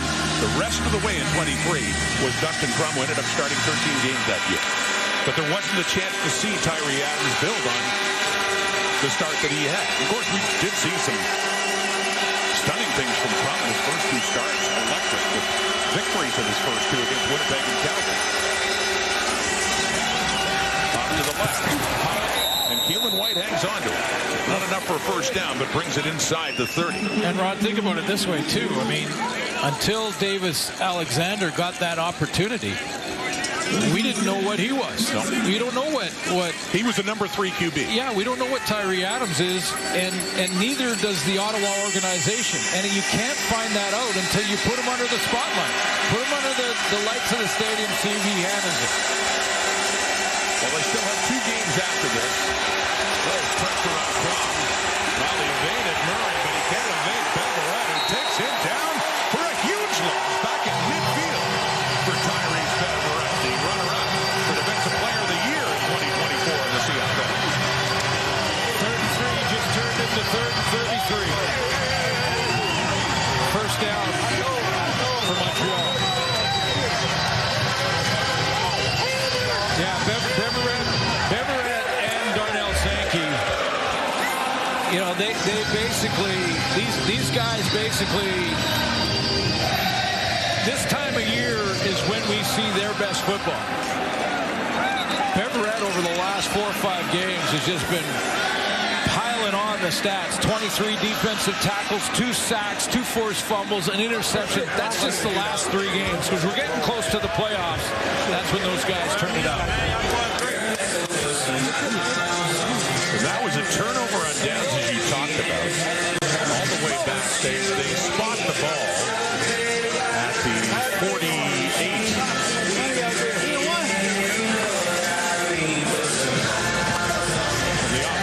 Field, the first down for Montreal. And I don't mean to suggest that Sankey and Beverett are mailing it in the first half of the season. By no means are they doing that, but it's kind of like when you watch the difference between regular season play, even at the highest levels, and regular season hockey compared to playoff hockey. Night and day difference. Clock to 3:46. Night and day different, right? And so it's just that time of year. It's organic, and the great players, their game starts to elevate. And speaking of that, I was talking earlier what Jason Moss was saying, a tale of two seasons. 2023, they get hot at the right time. They keep winning. They're an underdog going into Toronto, but they had momentum. The rest is history. Grey Cup. Last year, they clinched first by mid-September. And Moss admits that dynamic does change a little bit when you don't have to win games, and they started to slump. They ultimately lost to the Argos in the East Final, and it was Toronto to move on and get the Grey Cup win. Benjamin in at running back. He has the ball. And a good pickup to get it up across midfield. So Moss has said he's learned from these experiences as to the importance of this time of year and the kind of momentum and attitude you have. And he told you, and I understand that that's why he wants to play his guys, and no matter what. But again, we're now closing in on the 3-minute warning with a 3-possession lead, and Davis Alexander's still up there. That's where I will respectfully disagree with the decision. I mean, and took a big hit in this game too. They wanted to win. They need to win. They want to keep that effort for first place in the division alive. And I get all that, but Ottawa's not coming back at 3:20 down 3 possessions. And when I talked to him, it was before Hamilton had lost, and I said, "Does the Hamilton outcome change your lineup decisions at all?" He said, "Not one bit. No, exactly. Our starters are playing." As Shea Patterson is in there on the short yardage play to pick up another first down for the Alouettes. And Alexander comes back on. Mission accomplished here this afternoon for Montreal. They got the win. Had to do that. Keep the hope alive for first. He's thrown for 240, touchdown. Hasn't thrown an interception, which he's been excellent at, by the way. That's another measurable that puts him where he's, at that unbeaten. He's looking at 10-0 as a starter to start his career. 77% of the day passing. And consider that too. That's part of the story that we hadn't talked about. We'll get a chance to finishing up here. Get him out. He's going to get the win anyway. By the looks of things now, 38 of the clock and a 17-point lead. Just 2 weeks in the regular season left after today. Here's the sked for Week 20, starting the Friday night with the Riders, Bombers, and the Elks and the Lions. There's still so much to be decided in the West. We do know there's going to be a crossover team. Then you got the Owls and the Redblacks again in Ottawa, wrapping up with the Argos and the Stampeders. But all we can say in the West is Saskatchewan's clinch first place. Number 1, and BC has a playoff spot, but we don't know where. Right. And the Elks are still alive. They are, mathematically. I mean, they still need some help. They need some help, but the Elks are still alive in the playoff hunt. So nothing determined there. We do know that the 2 teams in the East with this win from Montreal will be Hamilton and Montreal. Don't know who will finish first yet. Right. And won't till the end of the season. Ottawa can still play spoiler with either team. They win next week against Montreal, and it's Hamilton in first place. Yes. Montreal takes care of business next week, beats Ottawa. Now they've got to see they can go in and beat Hamilton and lose first place in the division. I was going to say the Redblacks would finish up in Hamilton the night before Montreal plays in Winnipeg, and that's when they know whether or not that game against the Bombers means anything in the standings. Chances are it's going to mean something to Winnipeg, though, regardless. Absolutely. Right down to the wire in the CFL regular season. Benjamin getting some business now as he gets it down to the Ottawa floor. There is a chance that the Bombers, through all this different math, could cross over and come through the East. Can you imagine? And go back. Can you imagine? I'm just going to throw it out there. Wow. The Riders have home field advantage in the final. I know BC is one of the hottest teams in the West right now, and maybe in the league. But if somehow they win that final and Winnipeg goes through the East, I'm just saying. Just trying to get my head around that. All these possibilities. It's just crazy, especially in the West, what's going on. So join us next week. 4 big games, all of them with significance in the standings as well. And With the Bombers being to 5 straight, by the way. Yeah. So this would be 6. And hosting the Grey Cup this year. Yeah. And by the way, so the one definitive thing that we could say, and that was after last week, there will be a crossover. Yeah. There's a better chance than average that it's going to be here. I mean, odds still favor Hamilton, but still to be determined. The last crossover played was in 2019, 6 years ago, when Montreal lost to Edmonton. And the head coach of Edmonton that year, Jason Moss. Yes. That was the last crossover game played, and Edmonton went on to face the Tiger Cats, lost in the Eastern Final that year. Whoa, whoa, whoa, snap. Benjamin picks it up, takes off, and takes a big hit, too, coming in. That's Lockridge. After, well, they avoided the fumble, but it's kind of a hot potato there for Davis Alexander.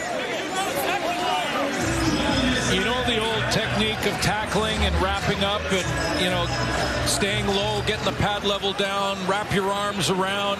Watch the contact at the end of this. They're not tackling, they're just running into each other. Like, they're just, it's just... Whoop. Yeah, a little bit of a... That turkey was right out of the oven. Yeah. I tell you what, I know what Jason Moss has said, and I know you made your point. I'm just okay. Yeah, we had this discussion, by the way. Now, you're talking in terms of one game, and this is not a scenario for the Alouettes this year. Montreal, but for teams, I remember having this discussion when Winnipeg had clinched first in the West, and we're looking at 3, 4, 5 weeks. The Argos had that. The Alouettes had it last year.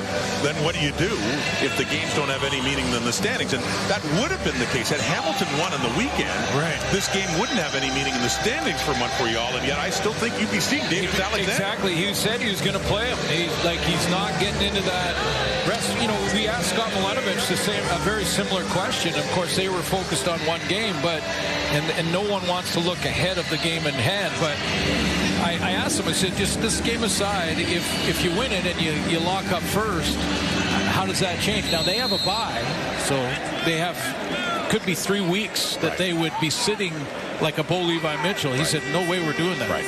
So I understand the mentality to, you know, stay in that rhythm of playing live football. Malthus Diaz stays perfect. 5 field goals, 4 of them over 40 yards, and it's a 30-10 Alouette lead. We have enough WestJet points to cover our entire flight to Paris. Mamma mia. That's Italian. So back just under 2 minutes to go. The final home game for the Montreal Alouettes of the regular season. Of course, they know they're going to have a home playoff game. And yes, the Thanksgiving Day games. Look at the great George Reed. These are all the names. Ronnie Stewart, Old Ottawa Rough Rider. Thanksgiving feast and the top rushing performances. How about these performances, Sid? Yeah, well, they just chopped down on those games. Really? Fred Reed. Remember Fred Reed? Yes, I do. Bombers and great George Reed. 268. And there's your record. 287 yards in one game. Yeah, 65 years ago, Thanksgiving, Ronnie Stewart of the Ottawa Rough Riders, they won the Grey Cup that year. Stewart would win a couple more in the late 60s as well. What a career he had. But see the legend like George Reed as well. Wow. But 287 yards rushing, that's a decent holiday performance. After the field goal. And kicking to the Redblacks, down out of the boy with the ball and up around the 30. So this is part 1, and this game, you know, not playoff significance for Ottawa, but it's had some nastiness, and they'll renew in the nation's capital next week. Yeah, and, you know, again, they want to, as we mentioned, you're playing with your teammates watching, so you want to put on a good show and make sure you're still playing physical. You got coaches watching for next year, but you know, the one thing that Ottawa knows is that there's going to be change. When you don't make the playoffs and you've had back-to-back or a couple bad years in a row, there's going to be change. How deep that goes, we don't know. Let the organization decide on all of that. For now, though, Ottawa is winding this one down. And it's Eugene Lewis, who finally has a catch. It doesn't look like he's going to make it to 1,000 yards on this one. Still a couple of games to go, but came in 43 Major foul off the pass from Montreal number 9. Add 15 yards to play, an automatic first down. So Lewis at least has a catch in this day. Well, and he thought that penalty was going against Ottawa when he first turned around. Because it's been that kind of day. Yeah. Well, it's been that kind of season. Yeah. You know, and that's the problem. And that's the issue that, you know, coaching staff, players, it's unsettling. You know, you're going into an off season saying what's going to happen, who's free agent, who's playing quarterback. Crum all the way in this one. Will we see some Tyree Adams next week for Bob Dice to decide, or a hybrid of the two of them with 2 games to play after this? I think you got it. I mean, you have to. You know, I mean, if you're trying to shine up make it a 5-win season instead of a 4-win season, that just doesn't make any sense. You got a chance to evaluate some players here. Under a minute to go. Templeton doesn't have the first down, and that second down play tries to reach for it. Lorenzo Burns taking him down.